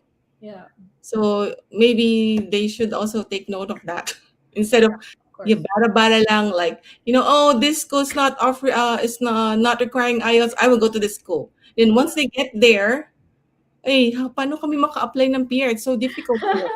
Right? Yeah. Yeah, I would. That is a very good point because lots of students always ask, saan pong walang IELTS? Kailangan po ba ng IELTS dito? They always try to avoid taking English test, but actually, well, you can before studying, yeah. But after studying, you still need to because you need to apply for permanent residency, right?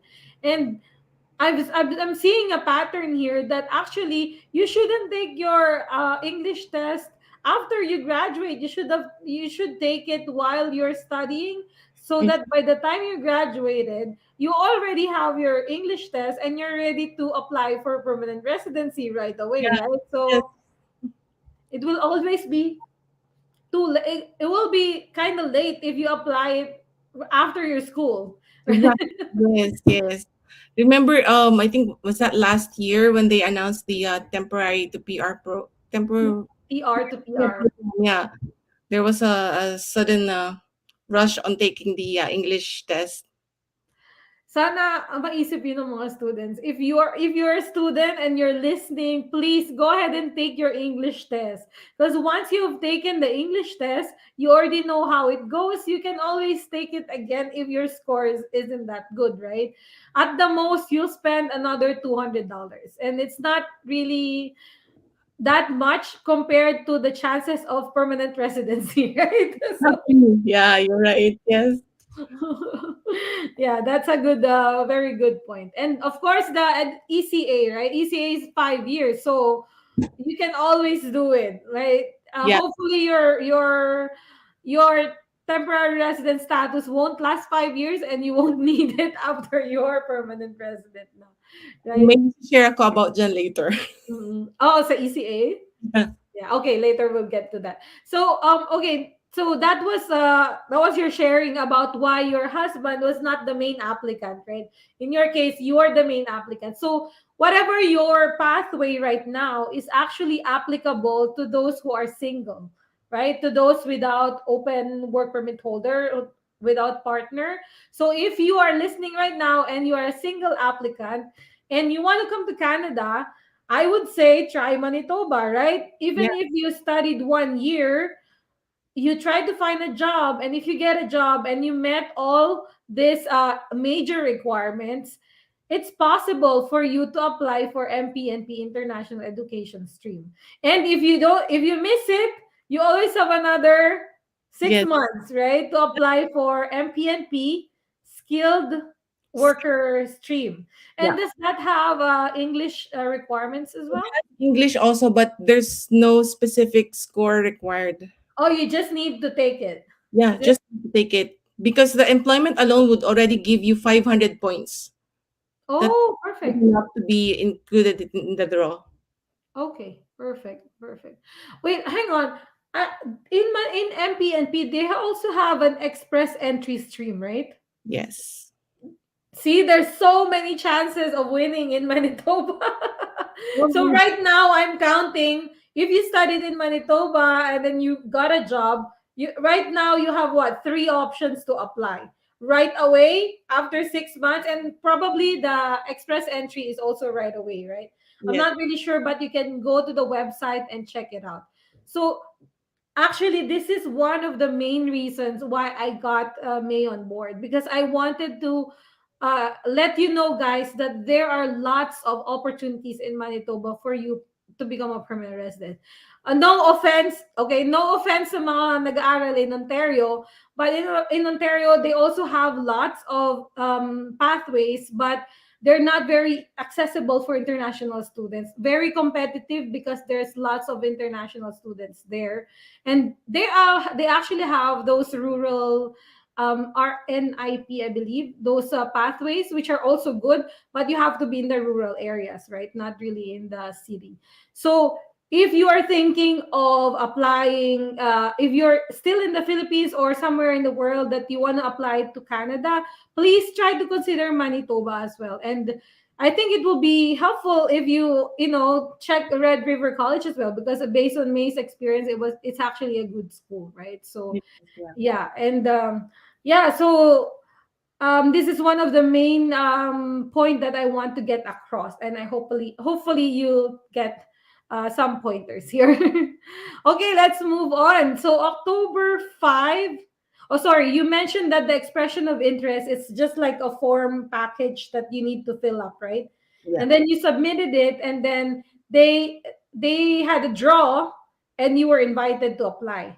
Yes. So They, it's like an ITA, but provincial level. yeah. Provincial level pa lang. Okay. Okay. And then you submitted it on October 5, 2020. Yes, we submitted the full application on October 5, 2020. Take note, that time I still don't have my postgraduate work permit. We were still on implied status. That's also the reason why I had to call the office, because I explained everything. What about my postgrad work permit? I still don't Mm, have it yet. How could I apply? How if you ask for it?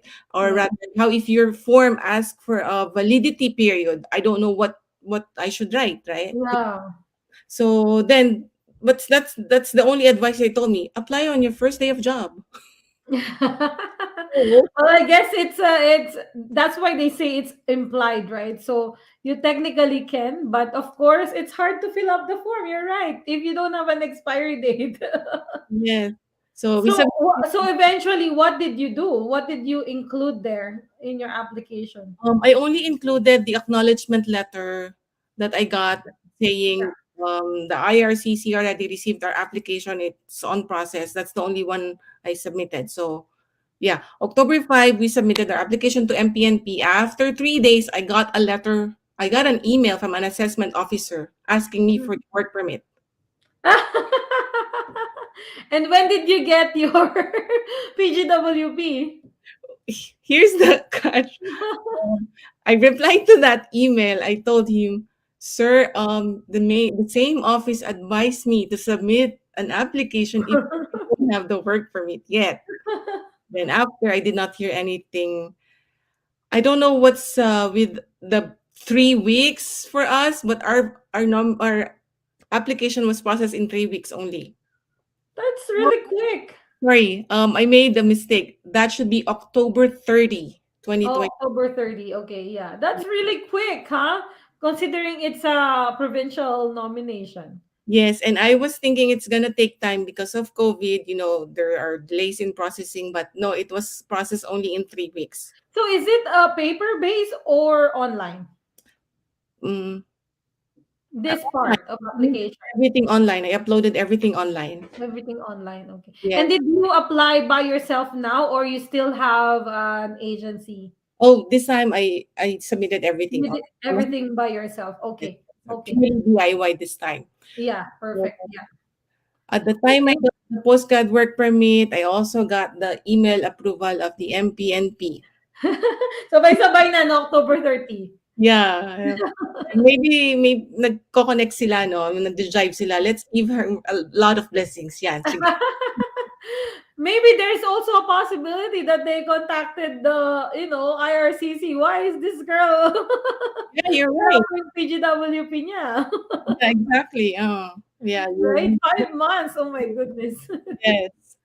Yeah, but thankfully they didn't refuse your MPNP because you have implied status, right? Yeah. Yeah. That's Actually, really good to now know. there's still some delays on the work permit, and I just have a friend who called the office and asked because she's in the same situation as me, student, graduate, uh, Mm-hmm. and she wanted to apply for the MPNP. So I Mm-hmm. told her just call them, and It's so nice, right? It's easy to reach out to the PNP office, MPNP office, based on your, on what you're letting us know. Like every time you call them, they respond to you quickly. yes, but don't know for others they're not getting the same results. I'm not sure why. You have to teach them when to call and what to say, and Yes, it was easy for me so far, thank God. yeah. Okay, so you finally on October 2020, you got the nomination for your provincial for MPNP. So this is like point 0.5 steps to PR, right? Yes, Half of the step. So this was just like not even a year after you graduated, right? So 5 months. yeah, you graduate 5 months. Wait, May, May. June, July. Yeah, about 5 months after you graduated, you already got a nomination. That's really cool, right? And then after that, you applied for federal permanent resident application. So Yes, guys, I just want to clarify. So May's pathway, hers hers is not express entry. Okay, so not all the pathways to PR are express entry.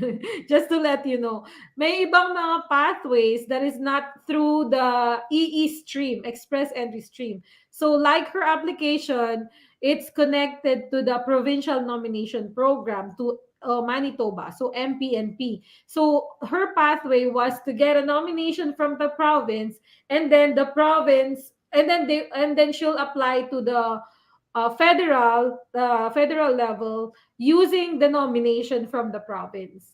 yes. And she didn't need to create an express entry profile, although I think she did. But she didn't need to create because everything based on this December 2020, it was mailed paper based to the federal office, right? Yes. Okay, yeah, so moving on. So yeah, we submitted December. Actually, we sent it December 17, and it reached the Sydney office in December 22, 2020, Mm-hmm. Christmas. So ando na naman, crunch time na naman. I was so afraid it's gonna get lost during the transit, but thank God I tracked it. It's there. Yeah. I what else do I have to tell you about this? So I can see that you put a red color on the year to emphasize. at that time that we submitted, the trend was 6 months of waiting and before you get feedback from IRCC. Mhm. But if you will notice, that's 9 months. Mhm. So I could have had a baby by then, right? So past 6 months, I was already stressed na naman. My anxiety Mhm. levels on the nth level again. So um, and at that time there was already a TR to POR and they're already getting the results. So I talked to my husband. I told him, whatever you say, I'm gonna apply through express entry. Bahala ka magbayad ulit kung 3,000-4,000. This was in between December 22 and September 22 of 2021. Actually, I made an express entry profile September 20, 2021. Naubusan ka na ng pasensya. Naubusan ako ng pasensya. Kasi naubos na yung like, when I got the provincial nomination, I was so, so, so happy. I was over the moon. Sabi ko, ay, pinansin ng province ang application ko. They like me. So I'm starting to love them so much. Like ayoko na umalis sa Manitoba. They want me here. So, Yeah. naubos na yun. So, Hanggang 9 months lang pala yun. yeah. So sabi ko, I made an express entry profile. Then nakita ko doon yung score ko. And then I also got an email saying like I qualified, but I just have to wait for the draw. Mhm. That was September 20, But 2020. then you were qualified CEC, right? So it's been a year since you were working, right? Yes. Okay. 2 days, I got the letter from IRCC. Okay, but that's just an acknowledgement letter. Yes, acknowledgement letter, and I also had got the file number then. The Uh, file number would allow me to link the paper application to my GC key. so finally gumalaw. That's what you're saying. Yes. So, yun, gumalaw na siya, and then, also on that day, we got a request to do our medical. We didn't do that before because, um, our application as study permit was done in Saudi Arabia. We were not required to do it. But this Mhm. time, so we had to submit our medical exam. We also did that as well. They also asked for an updated travel and personal history. So that's Oh, the okay. document we requested. We submitted that immediately. And then Mhm. there was silence again for 2 months. Mhm. So Mhm. another, nag-level up na naman ang anxiety ko. I have a question. Why didn't you do like what do you call this, an upfront medical? It's not needed.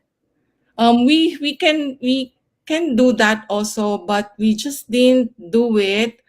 I think we were so busy it did not cross our minds. Plus, because of COVID, Oh, okay, okay. there were Yeah. times Get it. na closed, nag-close, nag-restrict. So sabi Yeah, ko, yeah, yeah. But sorry. you know what? I think you did the right thing because if you did the medical back then, it has been a year before they actually responded. So maybe they'll respond to another medical request, which, another, kaching.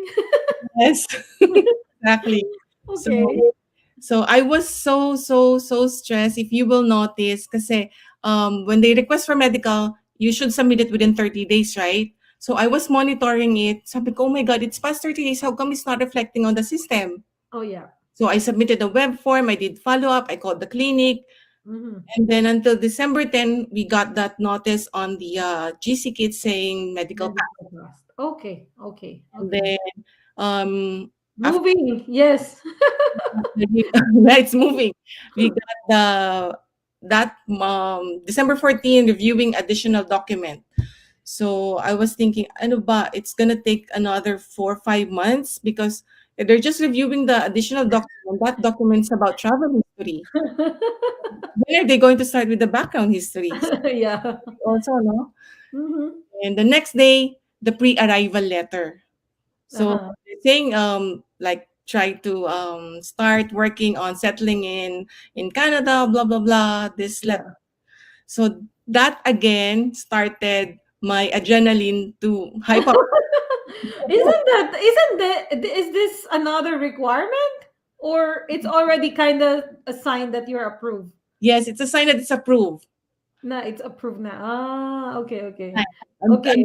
that time I was just waiting for like 3 letters. And Uh-huh. then December 21 to 22, we received the two portal emails. Nice. Okay. So that's my husband who saw the emails. Actually, we were about to go to bed, and then he checked his email. He said, "Someone sent me an email from IRCC." So I checked on it. I asked myself, "Yeah, why you? I'm the principal applicant. Why they sent me an email?" So I checked my email, and then there I saw it. They're saying na, okay, we have this portal. We're gonna be creating a profile for you. Give us your information. So I replied immediately, and then the next day they replied again saying, "Oh, your profile is created. Submit your photo and Mhm. your confirm your address in Canada." 95% na yan, banda dyan. You know what? At the time, I checked my GC key and it's stuck at 65%. Review Really? the document. I said, what's happening there? So there must But actually, the bar is not telling you anything. Okay, so don't worry. yeah. So we had a problem with the photo because of the pixel requirements. Mm. That was Christmas, no? Nearing Christmas, actually. We were so busy at work, before the holiday, we were trying to settle workloads, so we finished like 5 or 6 p.m. And by that time, the other photo studios are closed now. So Okay, we okay. went to UPS. Unfortunately, the photos that they do are not meeting the requirements of the IRCC. So Richard and I had to do something. We Good thing our SLR camera is still working, so we just did our own photos. Oh, you did your own. Okay. Our own photos Okay. that was midnight. My husband was saying, "No, I'm not gonna sleep until this is settled." Oh, okay, okay. Okay. So, and then I was expecting the next day we're gonna get the confirmation of PR, but then unfortunately we did not get any. It was very crucial for us because my son is already in college and he's starting the second term on January 10. That was January 10. So I had to pay the tuition. We have a deadline set right by the Yeah, university. We had to pay the tuition. yeah. So your son is already in college, Yes, and when he entered in college, he was an international student. yes. He was Yeah. So you wanted to get the PR right away because you don't want to pay international student fees. Yes, actually that's also one of the stress that, the cause of stress nung 6 months na sabi ko bakit wala pa siya, you I know? know. So, uh, it's a lot, I only asked him to take, the minimum required courses and it's still a lot. It's still a lot. Mhm, So, what happened was, I was praying the whole time and then mhm. somebody told me, "Why don't you try sending an email?" So I sent an email and then explained in that email na I have a son who's in college and I have to pay the tuition. So I'm just hoping if you could give a little time to check our application. We're just waiting for the confirmation of PR. I sent that January 11. Mhm, It's just, mhm. I know that's not the right thing to do. All you have to do is wait talaga. But then it's just me. I'm not Uh-huh. telling people to do that, but it's Mhm. me. Out of desperation, I had to do it. Of course, you're talking about how many thousands of dollars. Exactly. So that was January 11. Then January 16, it's a Sunday afternoon when I got it. I was actually surprised who's working at IRCC on a Sunday. Mhm. So yeah, you thank God it's here. We're dying. I really, looking back, I was telling myself, ito na yung pinaghirapan natin all this time. We were waiting for this, all the struggles, all the sleepless nights, the tears, the joy. Ito na yon. And I'm so happy that your eldest was able to get the local tuition fee rate, right? So he's deserving. And you also mentioned something about the medical. Can you please share with us The the medical. in Manitoba the health card? Oh, yes. For my son. Yeah. Well, yeah, during the first term kasi, so here, when you turn 18, you're already an adult age. And Mm-hmm. for him, international student, he's on adult age, so mawawala na siya sa coverage ni husband sa Manitoba Health. So he's on his own. We Mm-hmm. have to pay for an insurance for him, like Mm-hmm. around 600, 700. Mm-hmm. And then I paid for that during his first term. So this second term, I was told to pay also. Mm-hmm. What actually happened was January 16, we got the confirmation of PR. Mm-hmm. On that same day, I sent an email to the university asking for a change of status for him. Mm-hmm. But actually, the deadline of changing the status is January 19. Oh, okay. So 17, 18, 19, no one replied to our emails. So Mm-hmm. I um, I was in panic mode again. Right? So silently panicking, my mind is everywhere again. So I was thinking, how much am I gonna pay for his tuition? Yeah. And then luckily around January 20, yeah, someone replied saying, okay, so, fill out this form. Um, we're gonna change his status. I sent an email to the insurance department. I asked, do I have to pay for the insurance? We already have this confirmation. Mm-hmm. Then yon, they said no need to pay the insurance. By January 21st, I think that's a Friday. I'm not really sure, but that's a Friday. Mm-hmm. Nakita ko na lang adjusted na yung tuition niya. Yay! Okay. And did you get a refund for the health Yep. card? Yeah, health Yes. coverage. Yeah. It's back. That's that's good. That's good. Yeah. Okay, so that's really a happy ending. Congratulations again for getting your permanent residency.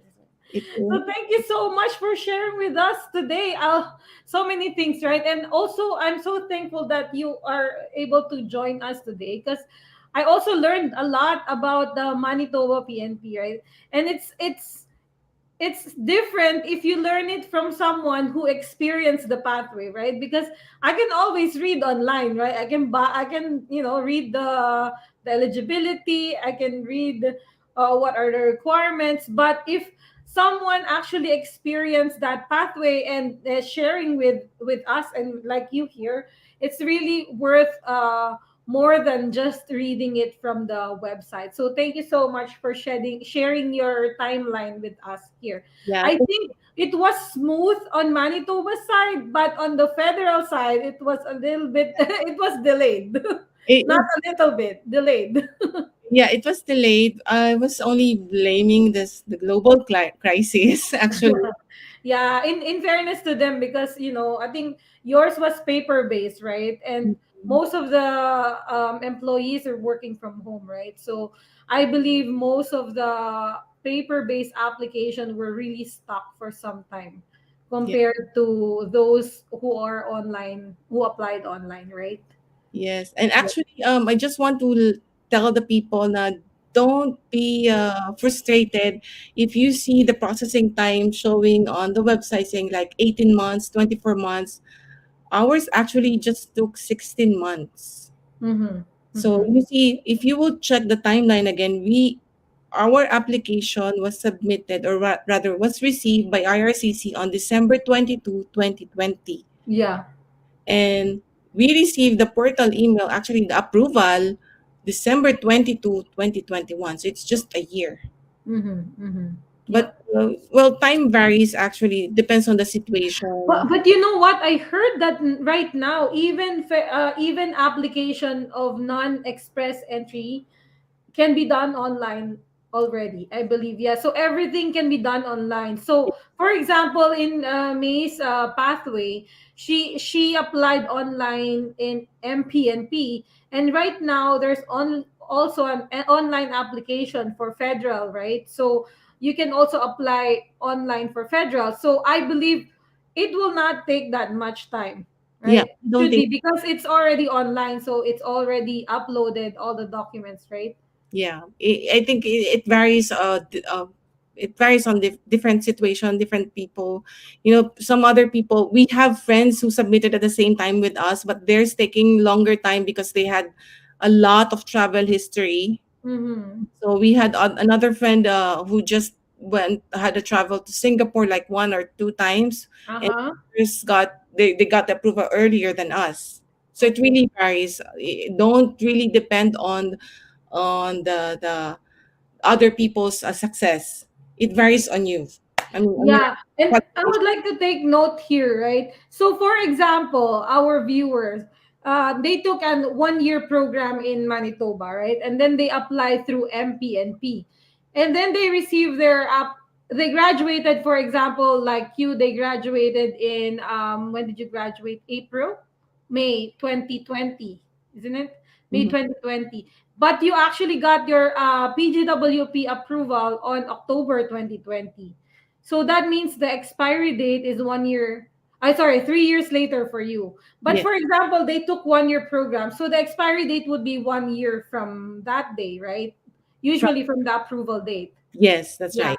So for example, the application took longer time. You actually just need your acknowledgement letter, the AOR, because you can apply for bridging BOWP once you already have an active PR application and your PGWP is expiring. You don't have to worry because once you get your acknowledgement letter, you can have a bridging open work permit and you can stay legally in Canada, Yes, that's right. Yes, yes, right? So exactly. that's a very good point. So, because we're always scared that 1 year program is not enough, right? But if you get a PNP and then you have an ongoing PR application, no matter how long it takes for the PR application to be approved, as long as you have the acknowledgement letter that you apply, you can apply for bridging open work permit, right? Yes, that's So it right. will save you like the status here in Canada.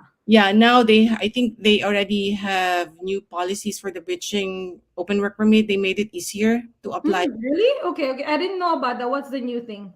Um, they have new policies. I did not really dig into the specifics, but I think they made it easier for people to apply bridging work permit. Bridging work permit, yes.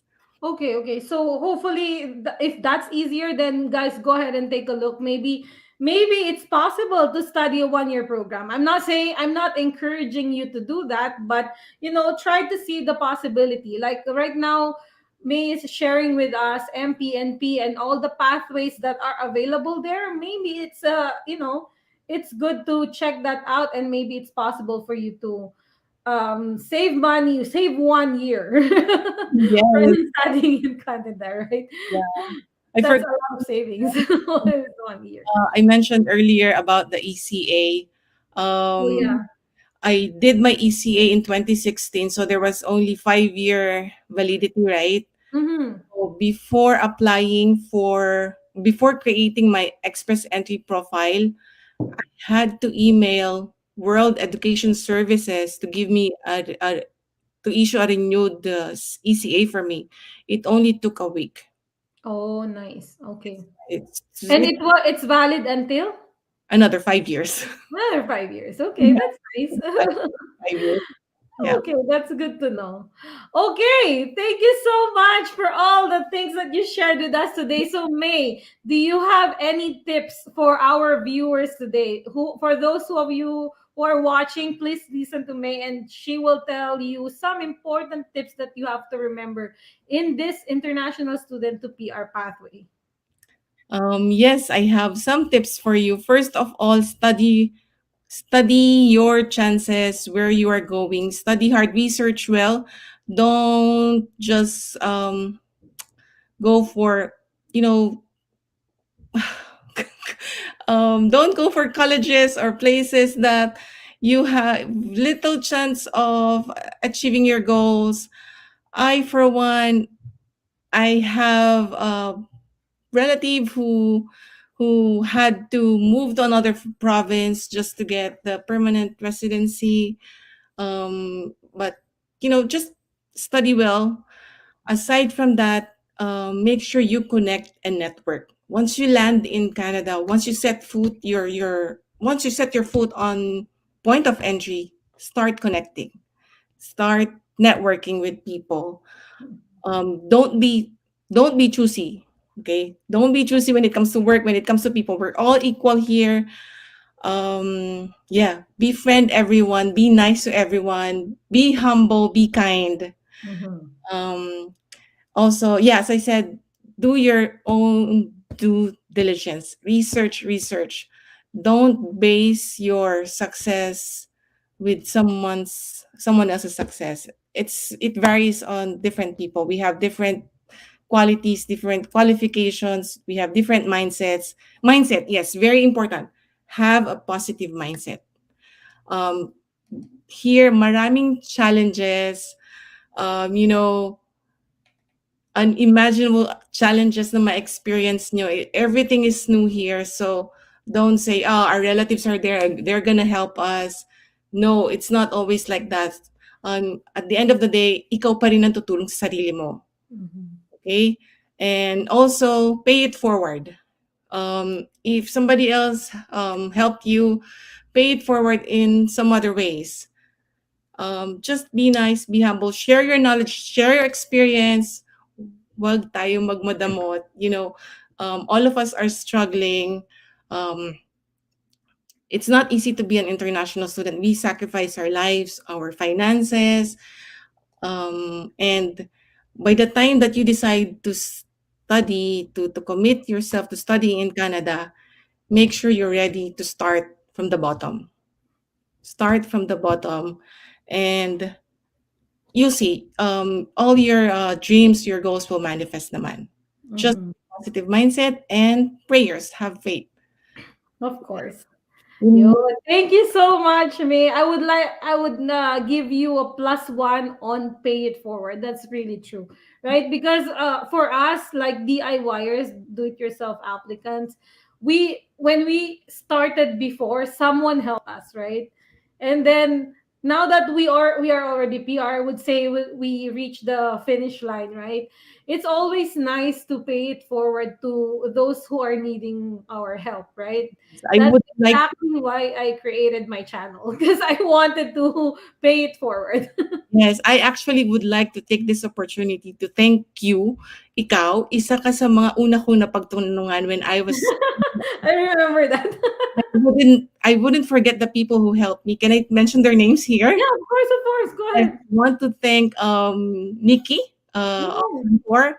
There's also Miss Mikmik Corrales. Yeah, they're mm, the people who gave me the advice, and they helped me on deciding on what program to take. There's also Mr. Abayon. Yeah, mm, he also gave me advices. The four of you, and also Lucibeth. mm, Lucibeth she's here also in Manitoba. She's in Brandon. You're those first people who gave me the right advice, and this guy, Mr. Well, I don't know his real name, but his Facebook account right that time was named Ako si June. He used to be here in Oh, Manitoba, but he moved to BC na. uh-huh. Yeah, these people I talagang think I know him. utang na loob ko because of your advices, na gawa ko ng maayos ang application and everything went smoothly and successfully.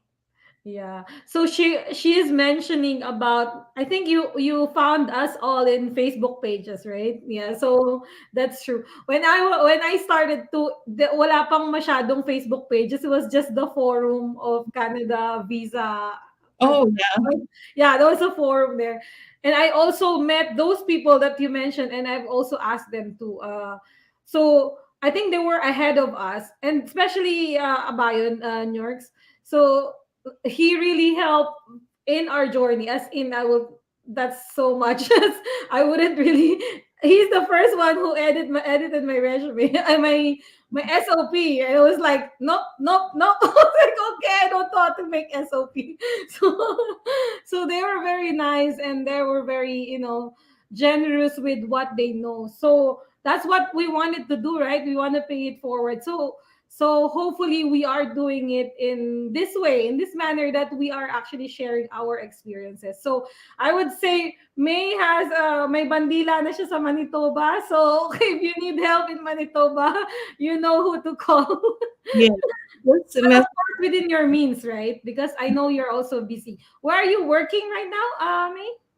I work for the University of Manitoba. Oh, 'di ba? Yes, Dati pa college lang, eh, ngayon University of Manitoba na. yes, yeah. But I work for the College of Environment in University of Manitoba. Okay, okay. Yeah, but I mean there are lots of opportunities, and I believe that could be a very good job to, to stay permanently, right? Because I know that their tenureship is really good. So so does that mean you're not leaving Manitoba? You're gonna stay in Manitoba? By now, I love them back.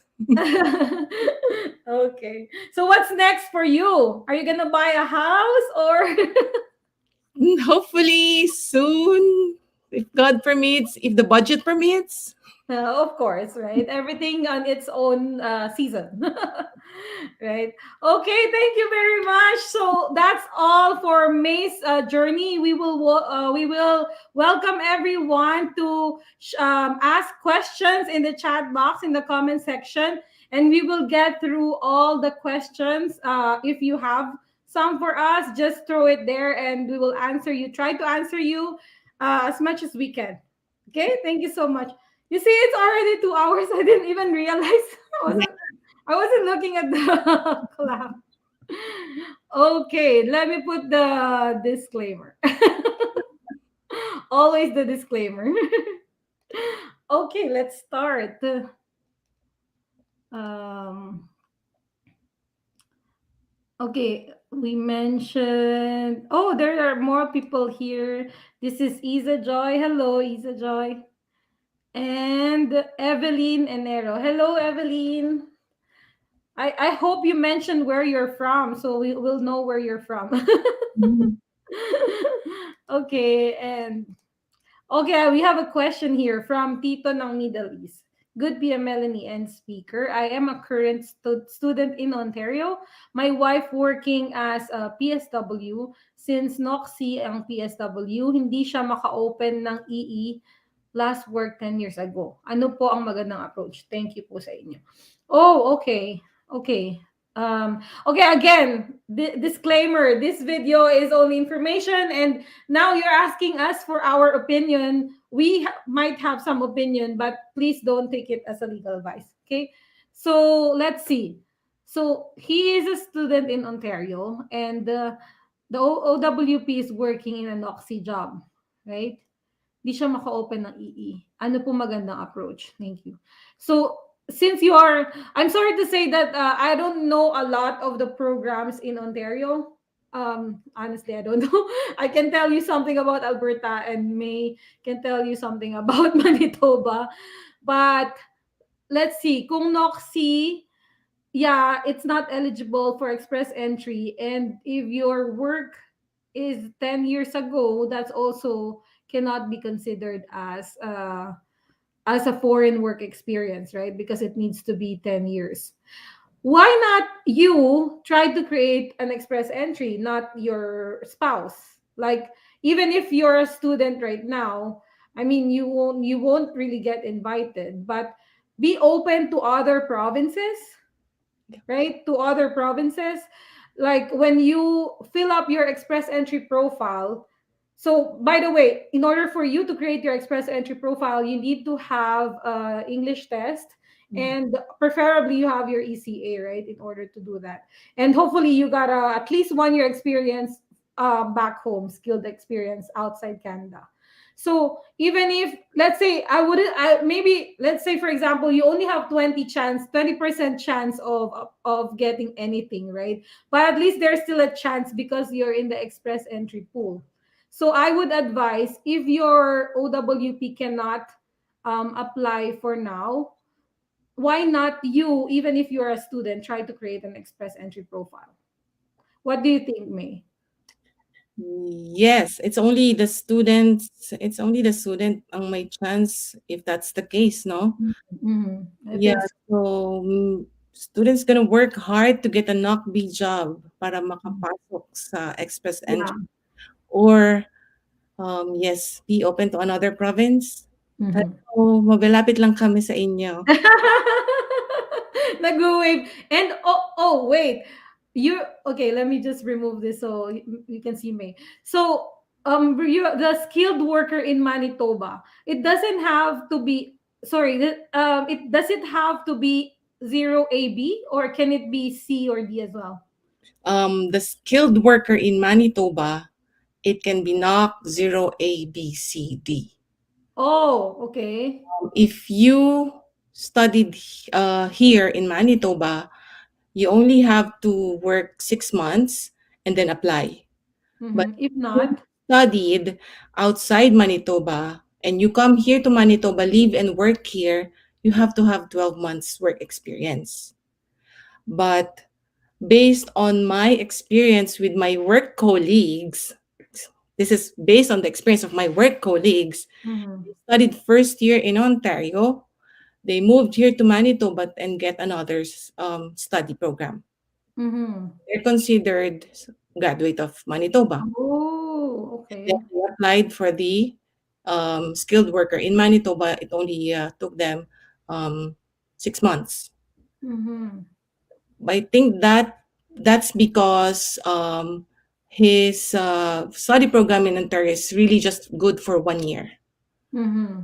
But in Mm-hmm. case they will study 2 years in another province and move here to Manitoba, they will have their 3 years postgrad work permit. So that's good enough to apply. Mhm. Or yeah, okay, that's a good point, right? So yeah, so there are options like that, and there's also AIPP in the Atlantic. You Yes. can also try to see AIPP because they have lots. If you're okay with you and your wife, like probably separated muna physically when she's there, it's all for the best, right? It really depends on you. Or just giving you any options that we might think is possible.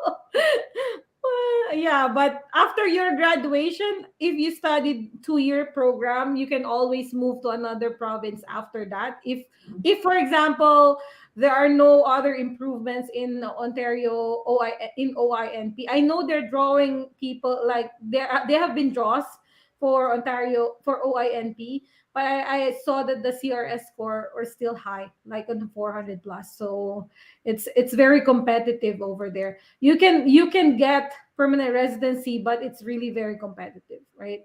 So you have to consider that factor. Just don't hope. Make sure that your chances are there. That's what the agent also told us, like consider other provinces because of the peer pathways are not really that accommodating yet, competitive. Plus, they have this bait na no IELTS for school, but when you get to the point of applying for your PR, it's so difficult, and people move out of the province. Yeah, yeah, that's very unfortunate, but that's the reality. So if you haven't started yet, please consider that before starting. Okay, I hope we gave you some insights, Tito ng Middle East. Okay, let's move on to Tess. Good afternoon, Melanie and May. Okay, from the Philippines, though. Good afternoon, down. Thank you for sharing your experience. Just would like to know which is better for ECA. Okay, she mentioned something about ECA a while ago. Yes, actually, I would still go for World Education Services Yeah. because we have another application for ICAS, and it's been 2 years now. It's nothing's not moving. Really? Mhm. Oh, wow. 2 years? Yeah, Hmm. I don't know. I don't. Funny. I did not follow up anymore. But from time to time, I still log in and to check the status, but it's not moving at all. Can you actually get a refund? That's so long. Unfortunately, no. I asked around. I tried calling the office, but no answer. But I asked other people. There's no refund. You said ICAS, right? Or IQAS or ICAS? Request. That's where I got mine, and it took me like 4 months actually. But that was like 2019, right? So 2018 actually. So I'm not sure. Probably it's really hard for them right now. But that's so I fun. two understand. years. Okay, I think Wes. I'm hearing a lot of people applying, using Wes for ECA, and just like what she shared a while ago, she had her Wes for 5 years, and then she just need to get ask them to reissue it, and only 2 weeks later she got it. A week. So A week. a week later, okay, she got it. So it's good that you can. And by the way, if you're still in the Philippines or back home, you're not yet in Canada, you can start doing this because it's so hard to do it when you're not in your hometown. Correct. Right? If you're gonna do it when you're already in Canada, you need to give this special authorization, blah blah blah, and all these things, right? So if you can do it by yourself and while you're still there, go ahead because 5 years is 5 years. There's a lot of things that will happen. Yeah. Right. Okay, she has another question. Will the part-time jobs while on a student permit count in the CEC? No. No. That's a big no. It's sorry to say, but no, it's not. You just need the part-time job just to earn money. Yeah, yeah. So there is a caveat to this actually. So part wait, not part-time jobs though. It's those who are on co-op, there are some co-ops that can be considered not for the Canadian experience 1 year in CEC, right? But for the eligibility of express entry to consider you in the express entry, something like that. But it will not earn you points, and it will not give you, and not all of the co-op is like that. So you have to check. It's a case by case basis, but definitely not those retail job, or maybe even if you're a manager, you won't really get, That's because you are a student. You're supposed to study, yeah. right? Okay, next is from Charlotte. Prayer moves mountains. That's Yeah. ultimate true. Yeah, very, very true. She's the one from Bulacan, right? Yeah. Yeah, hello. Sister. Kababayan mo. Kailan ka pala uuwi ng Bulacan? Are you gonna go back?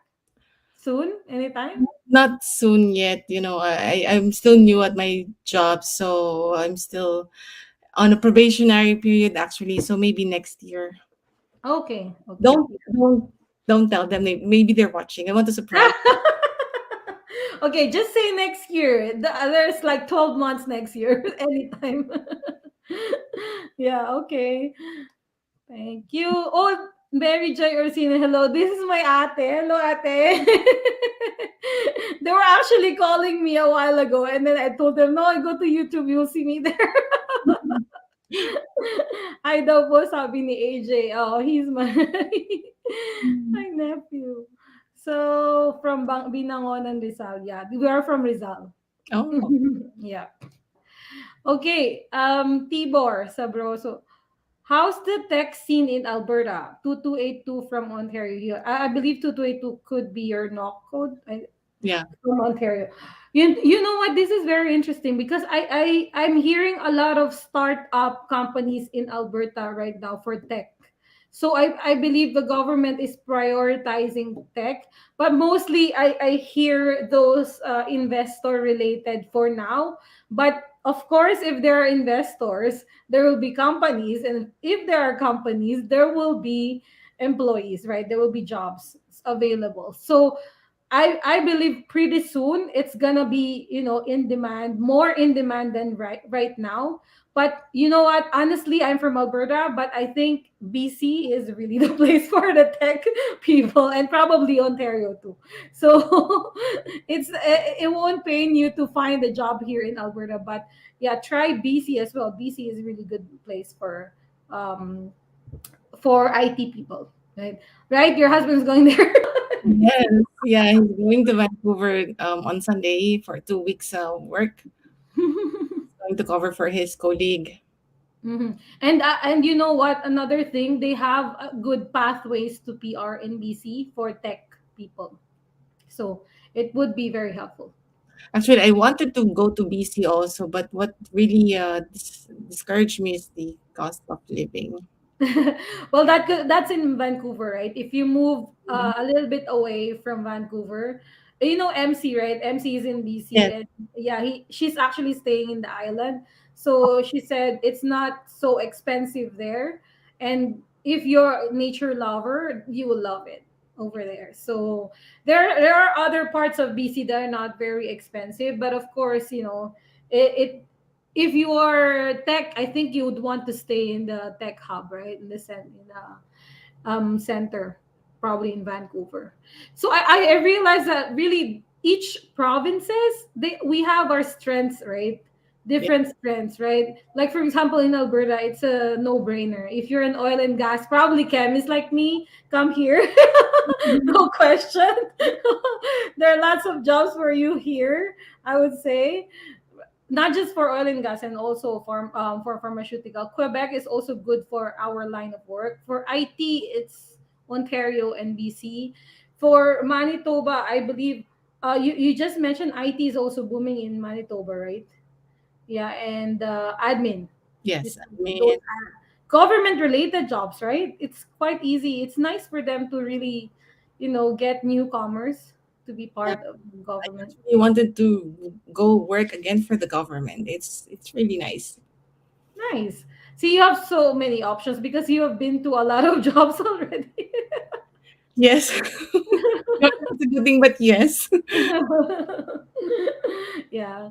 So yeah, Tibor, I hope that helps. So let's move to Evelyn again. How's life in Manitoba, Miss May? Are there lots of jobs there in manufacturing, preschool teaching sector for SP and OWP? Congratulations, po. Manufacturing, yeah, there are some, yes, but I think here what we have a lot would be more on logistics, supply chain. Preschool, yes, we do have a lot of I think we have a lot of need for childhood educators. Yeah, Mm-hmm.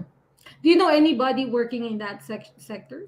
childhood educators. Yeah, those preschool. Uh, Not really a direct contact. I know a friend of a friend.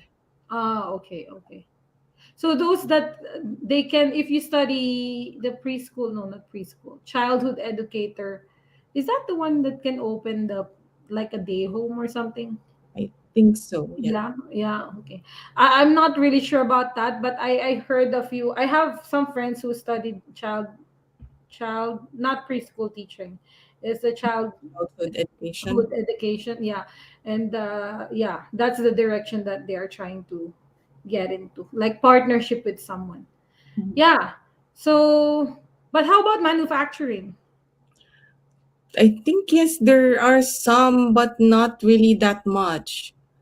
When I think of manufacturing, kasi more on really manufacturing, right? Yeah, Yeah, food or like supplies. I think so. Yeah, we have some here, but to be honest with you, I'm not really sure. But yes, we do have some. What I'm only confident about is the supply chain and logistics. Hmm. Definitely a lot of need here. Mm-hmm, mm-hmm. Yeah, because I think you are in a strategic place. Manitoba is in a strategic place for supply chain. Yeah. Yeah, and there are lots of lands there, so they can put up a lot of warehouses, right? So that they can store goods and everything, and it will be like a center. I believe Saskatchewan too. Saskatchewan also has a lot of logistic job. We We are, should find someone from Saskatchewan. yeah, We should get someone from who got their PR from SINP, and then let's hear from them. If you know anybody from Saskatchewan, please ask them to contact me, and I will feature them here. we'll connect, we'll network. Yeah, so that we can imagine what life in Saskatchewan is like, right? Okay, let's see. Next one is still from Evelyn. What are the schools in Manitoba, Miss May, that don't require IELTS? Thank you. So this question again. Unfortunately, schools here require IELTS. I'm sorry Oh, to say that. really? There is one school that they're accepting a certification of English as a medium of language teaching language. Mhm. Yeah, but most schools would really require IELTS. Oh, And okay. I want to emphasize: don't try to get away from IELTS or CELPIP or any English test. You need it for your PR application. Okay. Yeah. That's true. That's very true. Okay, next is Tito No Middle East. Thanks, Melanie and me. So hopefully we helped you Mhm. get some feedback. And congratulations, mate, to your PR and Melanie to your channel. Oh, thank you, Tito No Middle East. Saan ka sa Middle East? Saudi ba yan? Dubai ba yan? Bahrain ba yan? Riyadh. We're in the Kasi Mayo is from Saudi. I worked in Dubai. So we are tita. Middle East. Yeah. Okay. Another question. Oh, from Ate Mary Joy. Is there a job opportunity for first aiders and firefighter or safety officer? here in Manitoba. Uh, Yeah. Unfortunately, here they only offer the programs for residents and citizens. I Oh, only is it? know that because my cousin is a paramedic in the Middle East and he wanted to come here, but then unfortunately they only offer that for residents and citizens. Oh, okay. Okay. You know what? I actually haven't checked, but yeah, I think I believe it because they have special training, isn't it, for this. There's a special course for this. You have to study in order for you to get into the program, to the workforce. Mm-mm. They're considered government employees, right? Exactly, because of the funding as well. Yeah, if you are a firefighter and a first aider, you're considered a Yeah. government employee. Yeah, they're suffering, like a lot of them are suffering right now, right? Because of COVID, and they're always on the road. There's almost no break and all this. It's very hard. So if anybody here is watching, if anybody watching now is like those paramedics and firefighters and all the safety officers, thank you so much for taking care of us. Try to be not to be sick so that I won't need you. Right, those in the ambulance and everyone. Yeah, yeah. So yes, and let's go to Evelyn. Thank you, Miss Melanie and Miss May. You're welcome, everyone. So that's it. So Yeah. nobody else. Okay, thank you so much, guys. For wow, we are we actually reached 2 hours and 20 minutes. That's amazing. I really learned a lot from this conversation, May. Thank you so much for letting me share your experience to everybody. And for those of you who just came and missed the sharing of May for her experience, don't worry. This video will be uploaded to my YouTube channel, Melanie On Demand, and you can watch it after it has been processed, and it will be there. And if you know anybody who is interested to come to Manitoba, you can reach out to me, hopefully. I'm not sure how are they gonna reach you. Do you have like an Yes. Facebook account? Yeah, you can find me on Facebook. That's exactly my Facebook name, Mayor Rebutoc. Yeah. Yeah. Okay. Actually, while we're talking, I already got 2 messages. So they're That's waiting now. they are good. They are good. They're using their leverage and they're following your tips. They're networking. No, and also I think I'll give you some time to plug in your business. I know that she is in a business right now, and we support each other, whatever business we wanted to do, right? Everything that will bring us up and help us develop. Yeah, go ahead and maybe tell them a little bit more about your business, me. Well, yes. So we do have this digital business. We started venturing to our digital business now that we have our work permit, or rather our permanent residency approved. Basically, um, just look at our that opportunity. It's an opportunity for digital marketing. You'll just have to sign up your name and email address on our website, so we can send you all the other information, and just also send us a message in case you're interested. Please take note, we don't do selling. We don't really go chase after our family and friends. Don't do that. We have an automated system, and we do have mentorship and coaching as well. So yeah, so just go to our website. By the way, our website is www.richardandmay.com. Yeah. Okay, Thank okay, you. thanks. You can type it in the comment section, me, so Oh, that they get yes. You're welcome. some information. Yes, thank you so much. So thank you everyone for watching, and thank you for spending your night or your morning afternoon with us. And stay tuned for more success stories here on my channel, and hopefully we'll bring you more relatable stories, that will be applicable for your application. And please share it to your friends if you think what my content is useful, and it will benefit anybody that please help me and share my channel and my videos to them so it will reach more people. So thank you again so much. This is Melanie from Melanie On Demand, and thank you, May, for the opportunity. And I'll see you again on my next video. Bye. Thank you. Bye bye. God bless.